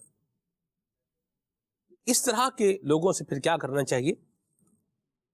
دور ہٹ جائیں، کیونکہ بعض اوقات جو ہے وہ جھوٹ کو سچ بنا کر کے دکھایا جا رہا ہوتا ہے. جھوٹ کو کیا ہے؟ سچ بنایا، سچ بنا کر دکھانے کی کوشش کرتے ہیں، اور اس میں پھر بعض اوقات کامیاب بھی ہو جاتے ہیں. تو بندے کو بہرحال چاہیے اگر جینے کی خواہش ہے تو کچھ پہچان پیدا کر. یہ مجھے پہچاننا ہوگا کہ بھئی یہ سچ آ رہا ہے یا جھوٹ کی جا رہا ہے. اللہ جو ہے وہ ہم سب کو عقل و شعور نصیب فرمائے. کچھ ہماری ذمہ داری بھی ہے، کچھ کام ہمارے کرنے کے بھی ہیں. ہر کام جو ہے وہ آگے ہی دوسروں پر ڈال دیں، وہ تو ہے شیطان کا تو کام ہے بہکانا. میری ذمہ داری میں نہ بہکوں، میرا بھی تو کام ہے نا ایک. سلمان بھائی ایک بڑی پیاری آپ نے بات کہی، اگر جینے کی خواہش ہے تو کچھ پہچان پیدا کر. ہر شعبے کے اندر دیکھیں تو فراڈیے ٹائپ کے لوگ مل ہی جاتے ہیں، ایسی بات. اور انسان کو اس دور کے اندر جو اتنے فتنوں کا دور ہے، اتنے دھوکوں کا دور ہے، تو یہ باقاعدہ اپنے یعنی کہ زندگی کا حصہ ہر ایک بنا لے کہ جی میں جس فیلڈ میں ہوں، جس کام میں ہوں، وہاں کم از کم کھوٹے اور کھرے کی پہچان میں رکھوں. کم از کم بالخصوص جس کو روحانی معاملات، جس طرح بھی یہ ذکر چل رہا ہے کہ جو اپنے آپ کو ولی بنا کر پیش کرتے ہیں، ہوتے وہ عامل ہیں یا بعد اللہ جادوگر بھی ہوتے ہیں، تو وہ اپنے آپ کو ولی بنا کر پیش کر رہے ہوتے ہیں اور لوگوں کو بہت لوٹ کھسوٹ رہے ہوتے ہیں. اس کو چاہیے کہ آج کے دور کے اندر جہاں اس قدر دھوکے ہیں، دھوکہ ہوتا کیسا ہے؟ بندہ سامنے والا اعتماد میں آ جاتا ہے. جب قرآن کریم آپ نے پڑھا نہیں ہے اور آپ نے ولیوں کی پہچان کو جو یعنی کہ جانا نہیں ہے، اور پیمانے کو شریعت نے جو پیمانہ دیا اس معاملے میں اس کو آپ جانتے نہیں ہیں، تو پھر لا محالہ یہ فتنے میں تو آ ہی جائیں گے، فریب میں تو آ ہی جائیں گے. تو سب سے پہلے ضروری یہ ہے کہ قرآن کریم بما ترجمہ و تفسیر اس کا مطالعہ کریں. یہ بہت زیادہ لوگوں کو ایسی مطلب الحمدللہ اس سے بہت زیادہ اس بات کی آگاہی ملتی ہے کہ کھوٹا کیا ہے، کھرا کیا ہے. تو وہ ایسے لوگوں کے فراڈ میں آنے سے بچنے سے وہ بچ جائے گا تقریباً. وہ جو مطلب اس کے لیے پہلی تو چیز یہی ہے کہ اپنے اندر علم کی مجلس میں اختیار کریں. علم کی مجلس ہوگی تب جا کر ان لوگوں سے بچے گا، ورنہ یہ آج کے دور میں اتنا ہے کہ ایک دھوکے سے نکلا نہیں دوسرے میں پڑ جاتا ہے. اس دھوکے سے نکالنے والا تیسرا جو ہوتا ہے بسا اوقات وہ خود ایک دھوکہ لے کر بیٹھا ہوتا ہے. اللہ بچا. تو بہت زیادہ دھوکوں کا دور ہے. پہچان پیدا کرنا تو اس دور میں لازمی ضرورت ہے، نہیں تو لوگ ایمان بھی لے جائیں گے. اللہ بچا. دعوت اسلامی کا دینی ماحول ہے، زبردست شیلٹر ہے. اس شیلٹر میں آ جائیں انشاءاللہ. عقیدہ بھی کیا ہے؟ محفوظ ہے. عمل بھی کیا ہے؟ محفوظ ہے. اخلاق بھی کیا ہے؟ محفوظ ہے. اور اگر کوئی آپ کو مطلب علاج وغیرہ روحانی علاج کروانا ہے تو مجلس روحانی علاج ہے موجود. پھر کوئی پائی پیسہ بھی جو ہے وہ اللہ کی رحمت سے یہ نہیں ہے. تو بالکل فی سبیل اللہ ہمارے ہاں یہ ہوتا ہے. تعویذات طاریہ جو دیے جاتے ہیں، کارڈ کا سلسلہ کار ہوتا ہے. تو اس میں آ جائیں گے دعوت اسلامی کے دینی ماحول میں، اس شیلٹر میں، تو اللہ نے چاہا تو انشاءاللہ بہت سارے دھوکوں سے اور فراڈوں سے بچنے میں کیا ہو جائیں گے؟ کامیاب ہو جائیں گے انشاءاللہ. آگے چلتے ہیں. میرا آپ سے یہ سوال ہے کہ اس زمانے میں امیر السنت مولانا الیاس قادری صاحب کی ہمیں کس طرح قدر اور اطاعت کرنی چاہیے، آسان کر کے بیان فرما دیجیے. جزاک اللہ خیر. آسان کر کے کون بیان کرے گا؟ وقار بھائی آپ بیان فرما سکتے ہیں آسان کر کے؟ جی میں فرما دوں؟ اللہ، میں تو فرما ہی رہا ہوں، کچھ آپ بھی فرمائیں. اللہ اللہ. آج کے دور میں میل سنت کی جتنی قدر کی جائے کم ہے. کیا قدر کریں؟ کیسے قدر کریں؟ ان کی تعلیمات پہ عمل کریں. واہ. جو مرشد فرماتے ہیں لبیک، مدنی کام کریں اور مرشد کا دل بھی خوش کریں، اپنی دنیا بھی سنواریں اور آخرت بھی سنواریں. مرحبا. بات جو آپ نے کی ہے نا، پہلے جو سب سے پہلی بات کہی ہے اس میں آپ نے سب کچھ بیان کر دیا. جی جی. کہ جیسے فرما رہے ہیں ویسے کرتے جائیں. اور الحمدللہ اللہ کا یہ فضل ہے اور اللہ پاک کا احسان ہے کہ جو یہ فرما رہے ہیں، جو ہمیں بتا رہے ہیں، وہ اللہ پاک کی رحمت سے درست ہی بتا رہے ہیں. وللہ الحمد والشکر ولرسول ہی. اللہ پاک کا اس پر ہم شکر ادا کرتے ہیں. تو عمل کرتے جائیں اور آگے بڑھتے جائیں. جی محمد عمران اتاری نواب شاہ سے وقار بھائی سے میری یہ فرمائش ہے کہ مجھے یہ والی نعت سنا دیں. سہارا چاہیے سرکار زندگی کے لیے. آمین مرحبا. اس کی وہ ایک طرز ہے نا, ہاں یہ بالکل مرحبا. جی یہ ارشاد فرما دیں بزرگان دین اور اولیاء کرام کا بچپن کیسا ہوا کرتا تھا. بچپن کیسا ہوا کرتا تھا. جناب جنید بغدادی کی مثال موجود ہے, کچھ فرمائیں گے خرم بھائی؟ اولیاء کرام علیہم الرضوان میں کیٹیگری الگ الگ ہیں. کچھ وہ ہیں کہ جو بچپن ہی سے مطلب ولی ہوتے تھے, پیدائشی ولی ہوتے تھے. ان کا جو بچپن ہوتا تھا وہ بھی ہمارے لیے یعنی کہ ایک عمل کے لیے ایک نمونہ ہے کہ وہ کس طرح عظیم الشان ان کا حضور غوث پاک رحمۃ اللہ تعالیٰ علیہ کا بچپن آپ دیکھ لیجئے. وہ تو ابھی پیدا ہوتے ہیں تو اپنی ولایت کی کرنیں بکھر رہے تھے. ایسے ہی اور بھی اولیاء کرام جو پیدائشی ولی تھے ان کے تو بچپن کے اندر. باقی بہت سارے بزرگان دین ایسے بھی ہوئے کہ جنہوں نے بعد میں توبہ کی اور پھر اللہ رب العالمین کی بارگاہ کے اندر انہوں نے بہت ہی نمایاں مقام حاصل کیا. تو بچپن کا معاملہ ہر ایک کا مختلف رہا ہے. جو بچپن ہی سے اللہ کے ولی تھے ان کے معاملات ایسے تھے کہ جیسے کہ حضور غوث پاک رحمۃ اللہ علیہ کی مثال دی تو وہ بچپن ہی سے آپ کی کرامات کا بھی ظہور ہوتا تھا. وہ تو ہمارے بس میں بھی نہیں ہے. اور جہاں تک بات ہے نیکی کی تو نیک ایسے ہوتے تھے, اخلاق ان کے بچپن ہی سے ایسے ہوتے تھے کہ جو ہمارے لیے بھی مشعل راہ ہیں. جیسا کہ حضرت سیدنا خواجہ غریب نواز رحمۃ اللہ تعالیٰ علیہ, جب آپ کے والد وصال ہو گیا آپ کا تو آپ کو والد سے جو وراثت ملی تھی اس کی باغبانی آپ کیا کرتے تھے. تو وہ جو بزرگ رحمۃ اللہ تعالیٰ علیہ جو ایک مجذوب بزرگ آپ کے باغ میں آئے تھے تو آپ نے کیا کیا تھا, آپ نے ادب کیا تھا. بڑا زبردست بڑا کامل آپ نے ادب کر کے دکھایا اور ادب سے بیٹھے. وہ ادب والی جو ادا ہے نا وہ بڑی پسند آئی تھی ان بزرگ کو. تو آپ رحمۃ اللہ تعالیٰ علیہ کو جو اپنے پاس سے جو انہوں نے تبرک عطا کیا تھا تو وہ اس نے آپ کے دل کی دنیا ہی بدل دی. پہلے بھی آپ کی جو ولایت کا معاملہ تھا, آپ کی نیکی تھی طبیعت میں, لیکن جب وہ آپ نے تبرک استعمال کیا تو پھر اب آپ کا معاملہ کہیں اور زیادہ آگے چلا گیا. تو بچپن بھی جو ہیں اولیاء کرام علیہم الرضوان کے ہمارے لیے قابل تقلید ہیں. تو یہ ماشاءاللہ سب کا معاملہ مطلب برابر نہیں ہوتا. ٹھیک ہے. حضرت بابا فرید الدین مسعود گنج شکر رحمۃ اللہ تعالیٰ علیہ بچپن سے ہی جو ہے نماز پڑھ رہے ہیں.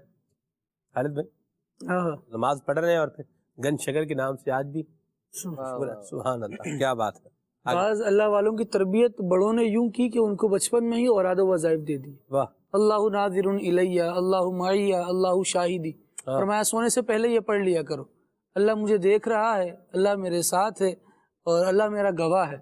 یہ باتیں جب پڑھ کر سو رہا ہے بندہ, یعنی جب بالکل آرام کے لیے لیٹا ہے, اب ساری چیزوں کو چھوڑ کر صرف ایک وظیفہ کر کے سو رہا ہے, تو یہ الٹیمیٹلی کچھ باتیں ایسی ہوتی ہیں جو ہم بچپن سے اپنے بچوں کو سکھا رہے ہوتے ہیں نا.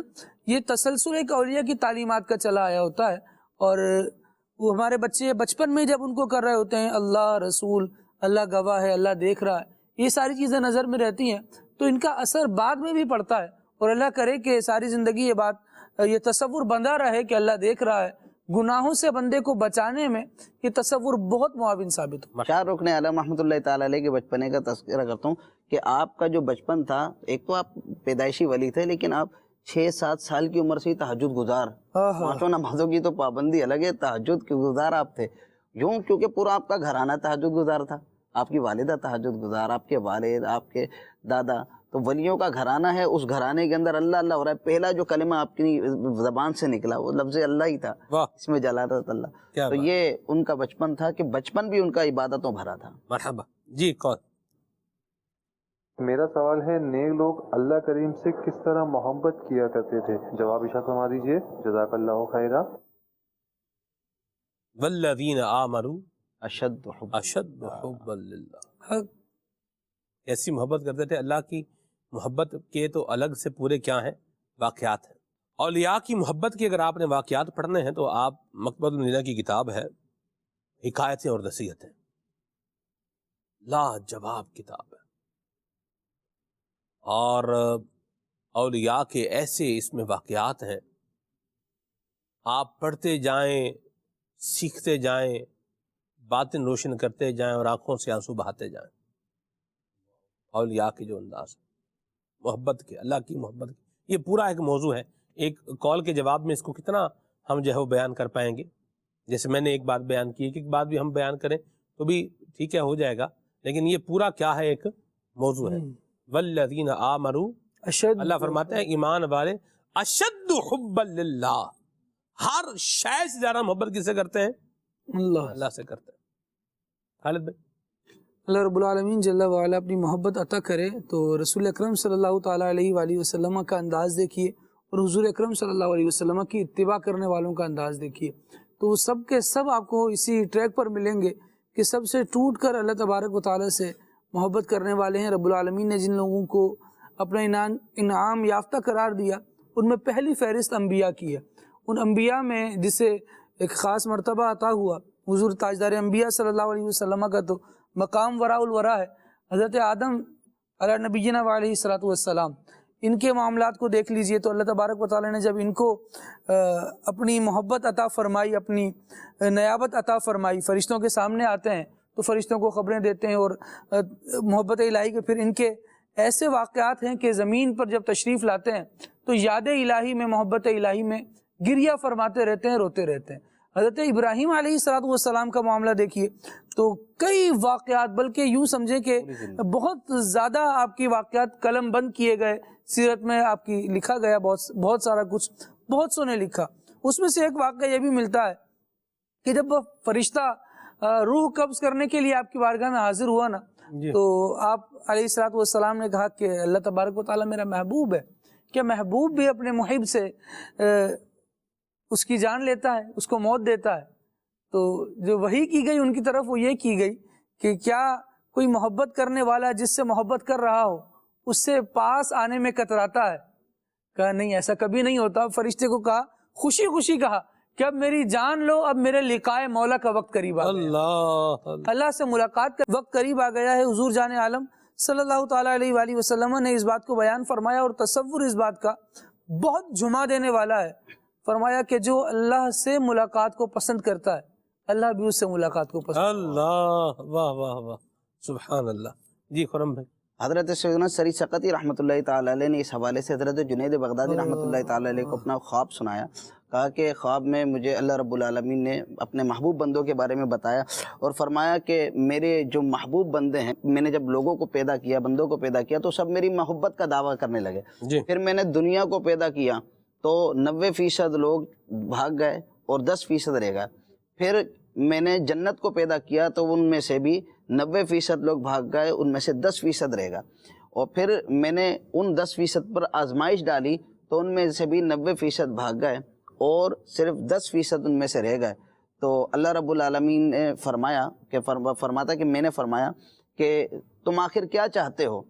تم میں جب دنیا کو پیدا کیا تو تم نے دنیا کو بھی طلب نہیں کیا، جنت کو پیدا کیا تم نے جنت کو بھی طلب نہیں کیا، میں نے آزمائش ڈالی تم پھر بھی جمے رہے، آخر تم چاہتے کیا ہو؟ تو پھر ان لوگوں نے جواب دیا جو اللہ رب العالمین کے محبوب ہیں، انہوں نے جواب دیا اللہ تو ہمارا مولا ہے، ہم تجھے چاہتے ہیں، تیری رضا چاہتے ہیں۔ اللہ پاک نے ارشاد فرمایا پھر میں تم پر ایسی آزمائشیں ڈالوں گا کہ جن کو سہارنے کی، جن کو برداشت کرنے کی طاقت پہاڑوں میں نہیں ہوگی۔ تو پھر ان بندوں نے عرض کی مولا تو ہمیں آزما لے، تو ہمیں جیسے چاہے آزما لے، ہم تو تیرے چاہنے والے، تجھ سے محبت کرنے والے ہیں۔ تو اللہ رب العالمین نے فرمایا کہ اے سری کہ میرے حقیقی سچے محبوب بندے یہی ہیں۔ اللہ رب العالمین کے جو محبوب بندے ہیں، آپ نے جیسے آیت کریمہ پڑھی تفسیر سیرات الجنان میں کہ وہ ایسے بندے ہیں کہ وہ ہر چیز میں رب کی رضا کو ترجیح دیتے ہیں، ہر چیز میں اپنی جان سے بڑھ کر رب کو چاہتے ہیں۔ وہ اپنے نرم بستروں کو چھوڑ کر، نرم اور سردی کی راتوں میں گرم بستروں کو چھوڑ کر وہ اللہ کی بارگاہ میں کھڑے ہو جاتے ہیں۔ ان کو اپنے نرم بستروں سے زیادہ اس کی رضا پسند ہوتی ہے۔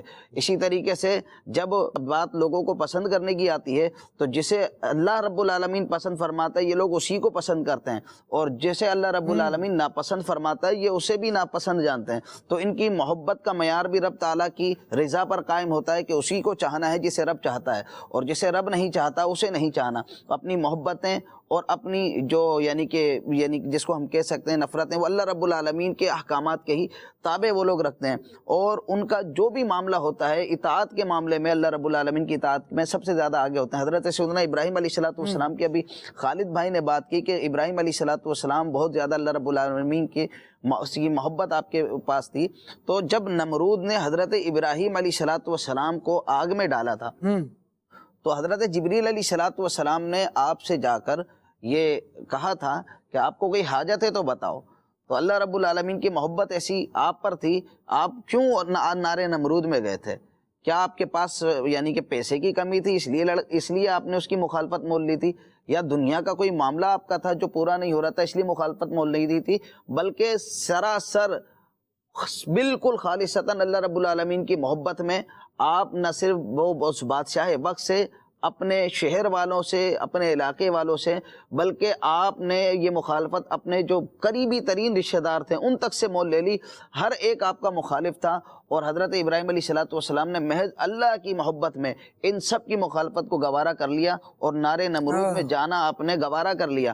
نارے نمرود میں گئے، جبریل علیہ السلام جب آئے اور انہوں نے کہا کہ آپ کو کوئی حاجت ہے تو بتائیں، تو حضرت سیدنا ابراہیم علیہ السلام نے ارشاد فرمایا کہ حاجت تم سے نہیں ہے، جس سے حاجت ہے وہ میری حالت کو خوب جانتا ہے۔ تو بس یہی ہوا کہ جب نارے نمرود میں آپ چلے گئے تو وہ اللہ رب العالمین ہے، اور ابراہیم علیہ السلام اس کے خلیل ہیں، اس نے اپنے محبوب حضرت ابراہیم خلیل اللہ علیہ السلام کے لیے ایسا انتظام فرمایا کہ وہ آگ جس کے قریب کوئی پرندہ بھی نہیں جا سکتا تھا، تو جس کے قریب جانے پر ہی لوگوں کے یعنی کہ رونگٹے کھڑے ہو جا رہے ہیں، ایسی تیز تپش والی آگ جو کئی مہینوں تک اس کو جلانے کے لیے کوششیں کی جاتی رہیں، اس آگ میں جب ابراہیم علیہ السلام آتے ہیں تو ہر آگ اور ہر شے اللہ رب العالمین ہی کے تابع ہے۔ اللہ پاک نے اپنے محبوب کے لیے حکم دے دیا آگ کو، یا نارو کونی بردم و سلامہ، اے آگ ٹھنڈی اور سلامتی والی ہو جا۔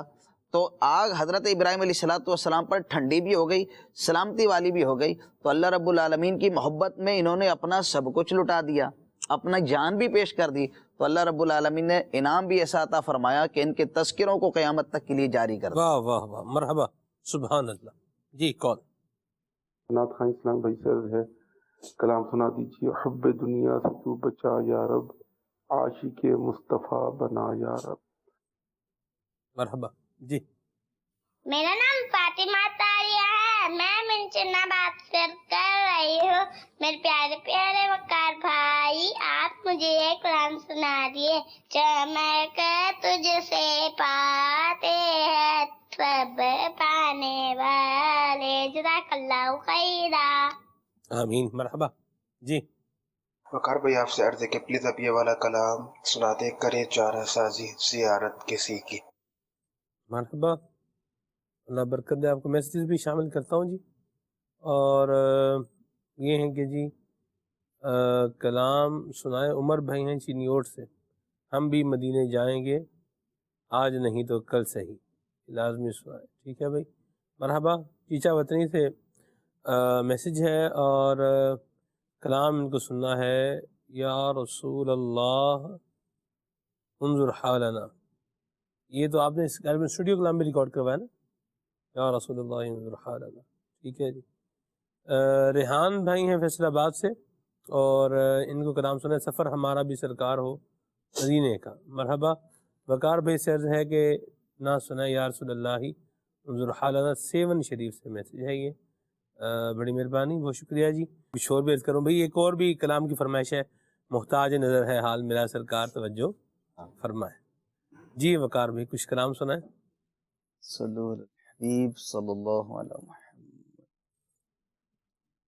یا رسول اللہ انظر حالنا حالنا، یا رسول اللہ انظر حالنا، یا حبیب اللہ اسمع قالنا، اننی فی بحر من مغرق، خذ یدی ساحل لنا اشکالنا،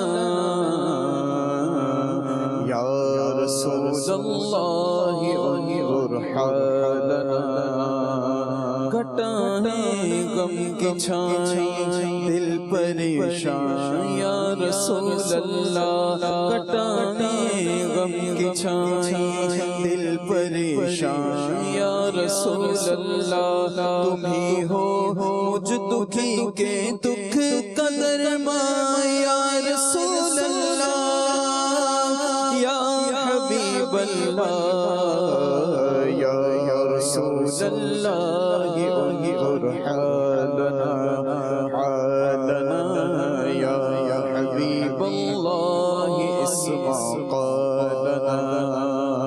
سفینے کے پرخچے اڑ چکے ہیں زور طوفان سے، سفینے کے پرخچے اڑ چکے ہیں زور طوفان سے، سنبھالو میں بھی ڈوبا میری جان یا رسول اللہ یا حبیب اللہ یا رسول اللہ انظر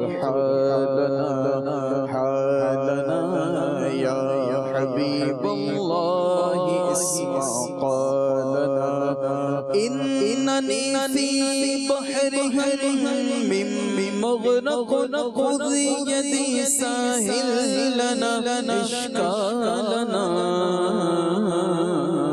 یا رسول اللہ انظر حالنا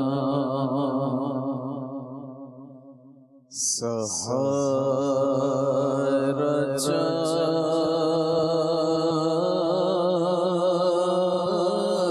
چاہیے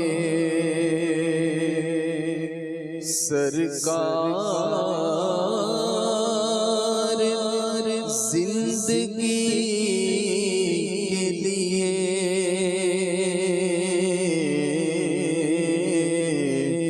تڑپ رہا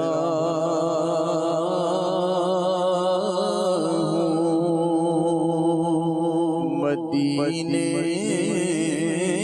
کی حاضری کے لیے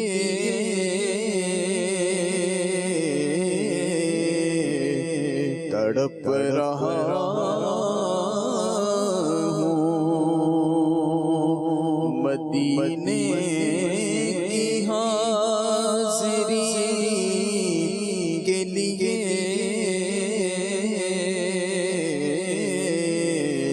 سہارا چاہیے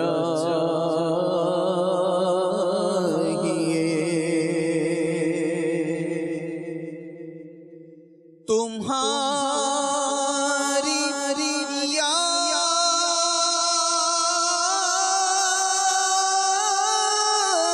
کو کیسے نہ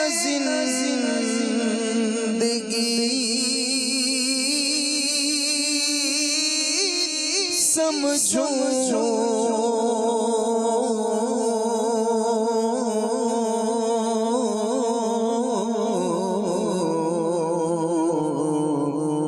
یہی تو ایک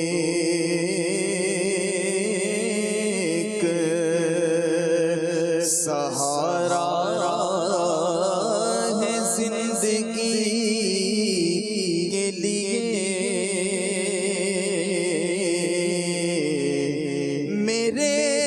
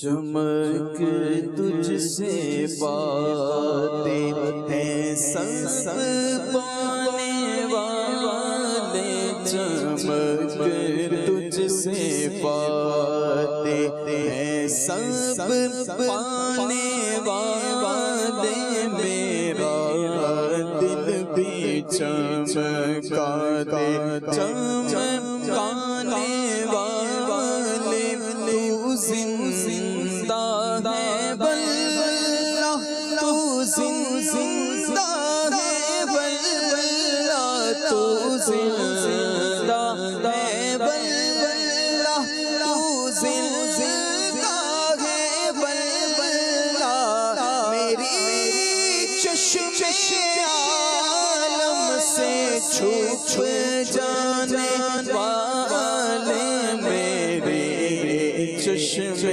عالم سے چھپ جانے والے، چمک تجھ سے پاتے ہیں سب پانے والے، میرا دل بھی چمکا دے چمکانے والے۔ ماشاءاللہ۔ میرے چینل کے ناظرین، آئیے آپ کو پیکیج دکھاتے ہیں خوشبوئے قرآن۔ صلو علی الحبیب صلی اللہ تعالی علی محمد وعلی آلہ وصحبہ وبارک وسلم۔ میرے مدنی چینل کے ناظرین، حضرت سیدنا عمر فاروق اعظم رضی اللہ تعالیٰ عنہ کی بیان کردہ ایک روایت، جس میں قرآن پاک کی ان 10 آیات کا تذکرہ کیا گیا کہ جن کے بارے میں زبان رسالت سے یہ بات فرمائی گئی کہ جو ان 10 آیات پر عمل کرے اللہ اسے داخل جنت فرمائے گا۔ آئیے حدیث مبارکہ سننے کی سعادت حاصل کرتے ہیں۔ آپ فرماتے ہیں کان النبی صلی اللہ تعالی علیہ وسلم اذا انزل علیہ الوحی سمع عند وجہہ کدوی النحل فانزل علیہ یوما فمکثنا ساعتا فسری عنہ فاستقبل القبلہ ورفع يديه وقال اللهم زدنا ولا تنقصنا وأكرمنا ولا تهنا وأعطنا ولا تحرمنا وآثرنا ولا تؤثر علينا وأرضنا وارض عنا، ثم قال صلى الله تعالى عليه وسلم انزل علي 10 آيات من أقامهن دخل الجنة، ثم قرأ قد افلح المؤمنون حتی ختم 10 آیات۔ حضرت سیدنا عمر فاروق اعظم رضی اللہ عنہ ارشاد فرماتے ہیں کہ جب اللہ کے پیارے حبیب صلی اللہ تعالی علیہ وآلہ وسلم پر وحی نازل ہوتی نا، تو ہم چہرہ اقدس کی کیفیت دے کر جان جایا کرتے تھے کہ اس وقت وحی نازل ہو رہی۔ آپ نے ایک کیفیت بھی ذکر فرمائی کہ جس طرح مکھی کے بن بھنانے کی آواز آتی ہے، نزول وحی کے وقت یہ آواز آیا کرتی تھی۔ نبی محترم صلی اللہ تعالی علیہ وآلہ وسلم کی خدمت میں ہم کچھ دیر حاضر رہے۔ جب یہ نزول وحی کا سلسلہ ختم ہوا نا، تو اس کے بعد آپ صلی اللہ تعالی علیہ وآلہ وسلم نے منہ قبلہ شریف کی طرف کیا، ہاتھ اٹھائے، اللہ کی بارگاہ میں دعا کرنے لگے۔ وہ دعا کیا تھی؟ سرکار علی وقار صلی اللہ تعالی علیہ وسلم اللہ کی بارگاہ میں عرض کرتے ہیں میرے مولا ہمیں زیادہ عطا فرما، کمی نہ کرنا۔ اے اللہ ہمیں عزت دے، ذلت سے بچانا، ہمیں عطا فرما، محروم نہ کر، ہمیں چن لے، ہم پر کسی دوسرے کو نہ چننا۔ اے اللہ تو ہم سے راضی ہو جا اور ہمیں بھی اپنے لطف و کرم سے راضی کر دے۔ یہ دعا کرنے کے بعد اللہ کے پیارے حبیب صلی اللہ تعالی علیہ وآلہ وسلم نے سورۃ المؤمنون کی ابتدائی 10 آیات مبارکہ کے تعلق سے یہ بات ارشاد فرمائی۔ جو ان آیات مبارکہ کے مطابق زندگی بسر کرے گا، اللہ تعالی جل جلالہ اسے جنت میں داخل فرمائے گا۔ یہ کہنے کے بعد سرکار نے قد افلح المؤمنون سے لے کر آخر تک ان آیات مبارکہ کی تلاوت فرمائی۔ میرے مدنی چینل کے ناظرین، وہ تو نہایت سستا سودا بیچ رہے ہیں جنت کا۔ اللہ کرے کہ ہم سرکار دو جہاں، قبلہ دین و ایمان، کعبہ دل و جاں صلی اللہ تعالی علیہ وآلہ وسلم کے ارشادات عالیہ کو مشاعر راہ بناتے ہوئے آگے بڑھیں۔ ان 10 آیات مبارکہ کی تلاوت کیجئے، ترجمہ پڑھیے، تفسیر پڑھنے کی سعادت حاصل کیجئے، اور یہ نیت کیجئے کہ انشاءاللہ الکریم ان کے مطابق زندگی بسر کرنے کی کوشش کریں گے۔ اللہ تعالیٰ اپنی رحمتوں سے مالا مال فرمائے۔ صلو علی الحبیب صلی اللہ تعالی علی محمد وعلی آلہ وصحبہ وبارک وسلم۔ ماشاءاللہ۔ میں یہاں چاہوں گا کہ ہم کچھ اللہ والوں کی نصیحتیں، اس پر بھی خرم میں سے کچھ مدنی پھول حاصل کریں۔ اللہ والوں کی باتیں آج کے ہمارے پروگرام کا عنوان ہے۔ جی خرم بھائی۔ سلمان بھائی، اللہ والوں کی نصیحتیں تو ہمیں وقتاً فوقتاً سننے کو ملتی ہی رہتی ہیں۔ میں یہ جو کتاب ہے ہماری مکتبۃ المدینہ میں ملتی ہے اللہ والوں کی باتیں، یہ بڑی زبردست کتاب ہے الحمدللہ، 10 جلدوں میں یہ مکتبۃ المدینہ پر آپ اس کو وصول کر سکتے ہیں، اور انٹرنیٹ سے بھی اس کو ڈاؤن لوڈ کیا جا سکتا ہے۔ اس میں بہت ساری نصیحتیں موجود ہیں، لیکن میں نے اس کے اندر جو تلاش کی، اس کے اندر حضرت سفیان ثوری رحمۃ اللہ تعالیٰ علیہ کی ایسی نصیحت تلاش کی جو میں آج یعنی کہ اس کو آپ کے گوش گزار کرنا چاہتا تھا۔ جی جی۔ وہ یہ ہے کہ حضرت سفیان ثوری رحمۃ اللہ تعالیٰ علیہ نے ارشاد فرمایا کہ اپنی ضروریات زندگی کے لیے درمیانی راہ اختیار کرو، یعنی نہ حد سے زیادہ بڑھنا ہے نہ حد سے زیادہ گرنا ہے۔ فرمایا ضروریات زندگی کے لیے درمیانی راہ اختیار کرو، اور سرکشوں کا کی مشابہت سے بچو، یعنی اب اس معاملے میں ایسے بھی نہ ہو جاؤ جیسے سرکش لوگوں کا طریقہ ہے۔ اور پھر فرمایا کہ اپنے لباس، کھانے پینے اور اپنی سواری کے معاملے میں وہ چیزیں اختیار کرو جو گھٹیا نہ ہو، یعنی کھانے پینے کی چیزوں کے معاملے میں بھی فرمایا کہ یہ بھی گھٹیا نہ ہو، لباس بھی گھٹیا نہ ہو، اور اسی طریقے سے سواری بھی گھٹیا نہ ہو۔ سب جانتے ہیں کہ اگر یہ چیزیں معمولی حیثیت کی ہوں گی، کم درجے کی ہوں گی، تو اس کا ہمیں الٹیمیٹلی نقصان ہی ہونا۔ ہمیں اگر کھانے پینے کی اشیاء کے اندر اگر ہم کمزور خسیس چیزیں استعمال کریں گے تو ہماری صحت کا معاملہ ہوگا۔ لباس کے معاملے میں اگر ہم خیال نہیں رکھیں گے اور لباس انتہائی ادنا درجے کا ہوگا تو بسا اوقات تبلیغ دین کے اندر یہ جو لباس کی جو کمی ہے یہ نقصان دے گی۔ لیکن اتنا اعلیٰ بھی منع کیا ہے کہ جو نافرمانوں کا لباس ہے، جو بالکل غیر شرعی معاملات ہیں، اس طرف بھی نہ جائے۔ اسی طریقے سے سواری بھی اللہ پاک نے ہر ایک کو الگ الگ حیثیت عطا فرمائی ہے، تو سواری کے معاملے میں بھی وہ دیکھ لے کہ جو سواری ایسی بھی نہ ہو کہ یہ بیچارہ اسی کی وجہ سے اپنا سارا وقت برباد کرتا رہے، اس کو کبھی یہاں سے وہاں دھکے لگا کر لے کر جاتا رہے، اور بالکل اتنی زیادہ خرچ بھی اس سواری کے اندر اضافے نہ کر دے کہ جو سرکش لوگوں کا طریقہ ہے۔ تو اس کے بعد حضرت سفیان ثوری رحمۃ اللہ تعالیٰ نے جو بات ارشاد فرمائی نا، وہ بہت زیادہ قیمتی ہے۔ فرمایا کہ مشورہ ان لوگوں سے لو جو متقی ہوں، دیانت دار ہوں، اللہ سے ڈرنے والے ہوں۔ یہ اتنا ضروری چیز ہے۔ آج اگر ہم دیکھیں نا، سوشل میڈیا کے سائٹس پر جائیں، ایسے چینل سوشل میڈیا میں بنے ہوئے ہیں کہ جو لوگوں نے بنائے کس لیے کہ جی بزنس آئیڈیاز کے لیے، اور اس کے اندر اپنی سینکڑوں ویڈیوز انہوں نے ڈالی ہوئی ہیں، مختلف آئیڈیاز دے رہے ہیں اور لوگوں کو مشورے دے رہے ہیں، اور لوگ جو بھی بزنس دیکھا اس کے اندر یعنی کہ وہاں سے آئیڈیا لیا اور بزنس اسٹارٹ کر دیا۔ کئی لوگ ہیں جو بزنس اس طرح کے مشوروں پر اسٹارٹ کر کے ناکام ہوئے۔ کیوں؟ اور خود اسی بزنس سے پیسے کما رہے ہیں وہ جو بول رہے ہیں، ہاں خود وہ جو لوگ ویڈیوز دیکھ رہے ہیں اسی سے پیسے وہ کما رہے ہیں۔ مختلف وہ آئیڈیاز لیتے ہیں، بس اس کے اچھے اچھے جو پہلو ہیں نا کسی بزنس کے، وہ اٹھا کر سامنے دیتے ہیں، لالچ دلاتے ہیں، حرص دلاتے ہیں۔ اور خود کی حرص کیا ہوتی ہے؟ مجھے ویو کرے، یہ مجھے لائک کرے، یہ مجھے کمنٹس کرے۔ ان کی صرف اتنا ہی کام ہوتا ہے، وہ سارے بزنس کر نہیں رہے ہوتے، وہ صرف آئیڈیاز دے رہے ہوتے ہیں۔ آئیڈیاز کا کیا ہے؟ بس اس کے اندر خوشنما باتیں ہوتے ہیں، مالدار بنانے والی باتیں ہوتی ہیں، تو لوگ اس کو دھڑا دھڑ اس کو دیکھتے ہیں، اور ان کو یہ نہیں پتا یہ ہم سے کھیل رہا ہے، یہ ہمارے ساتھ فراڈ کر رہا ہے، اس کو صرف ویو چاہیے، لائکس چاہیے۔ جب کوئی اس طرح کی یعنی کہ یہاں سے آئیڈیاز لے کر شروع کرتا ہے، پھر ہر کاروبار کے اندر یعنی کہ پازیٹیو کے ساتھ ساتھ کچھ نیگیٹو باتیں بھی ہوتی ہیں، جب وہ دکھائی دیتی ہیں اور اس کا تجربہ نہیں ہوتا اور اس بندے نے بتایا نہیں ہوتا کہ جناب اس کے اندر کچھ نقصانات بھی ہوں گے۔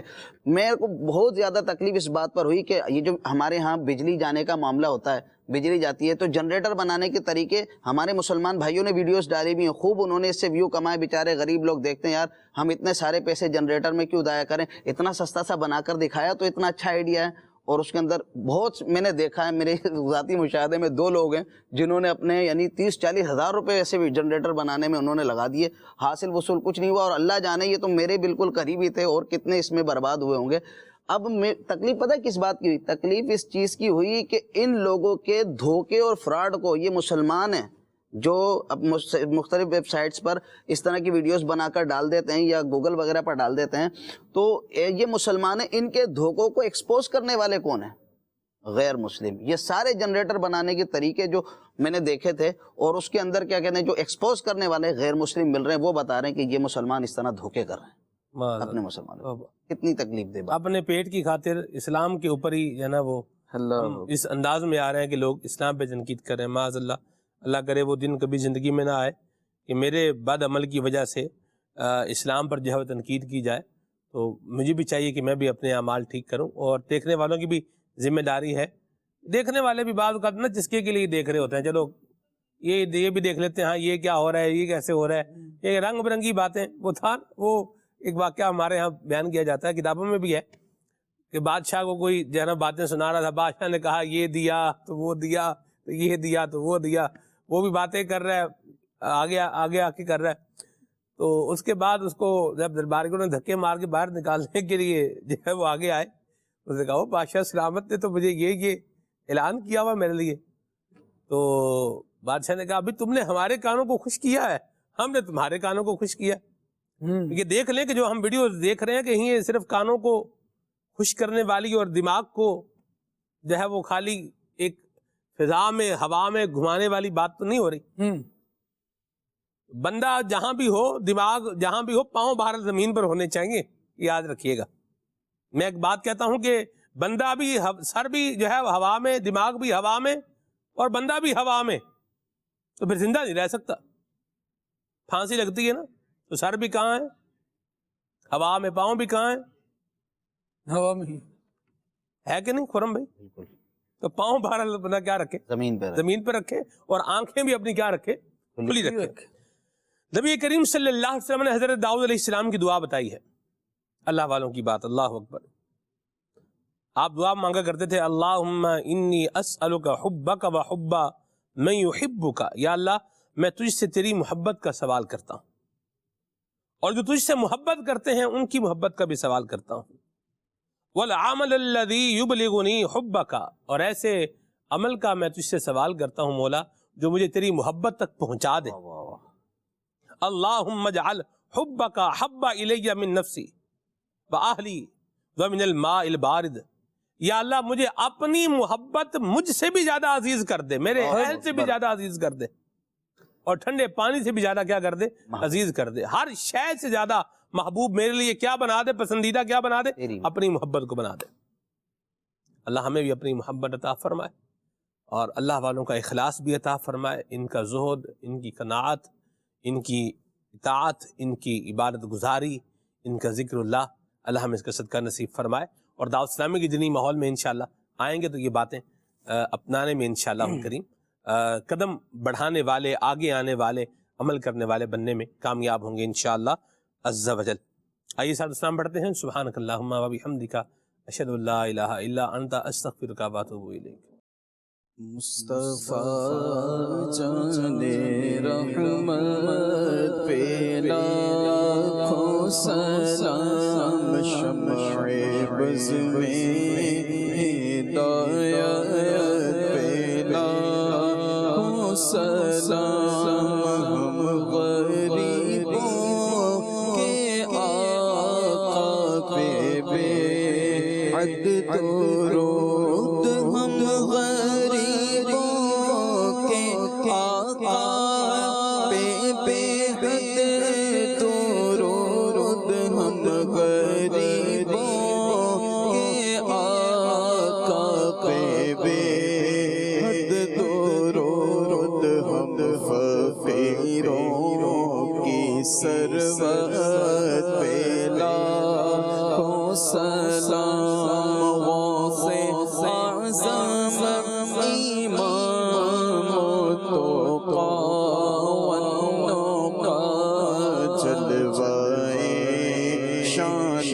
قدرت پہ لاکھوں سلام. کاش محشر میں جب ان کی آمد ہو، اور بھیجے سب ان کی شوکت پہ لاکھوں سلام. خدمت کے قدسی کہے ہاں رضا مجھ سے خدمت کے قدسی کہے ہاں رضا مصطفیٰ جانے رحمت لاکھوں سلام شمع بز میں ہدایت پہ لاکھوں سلام.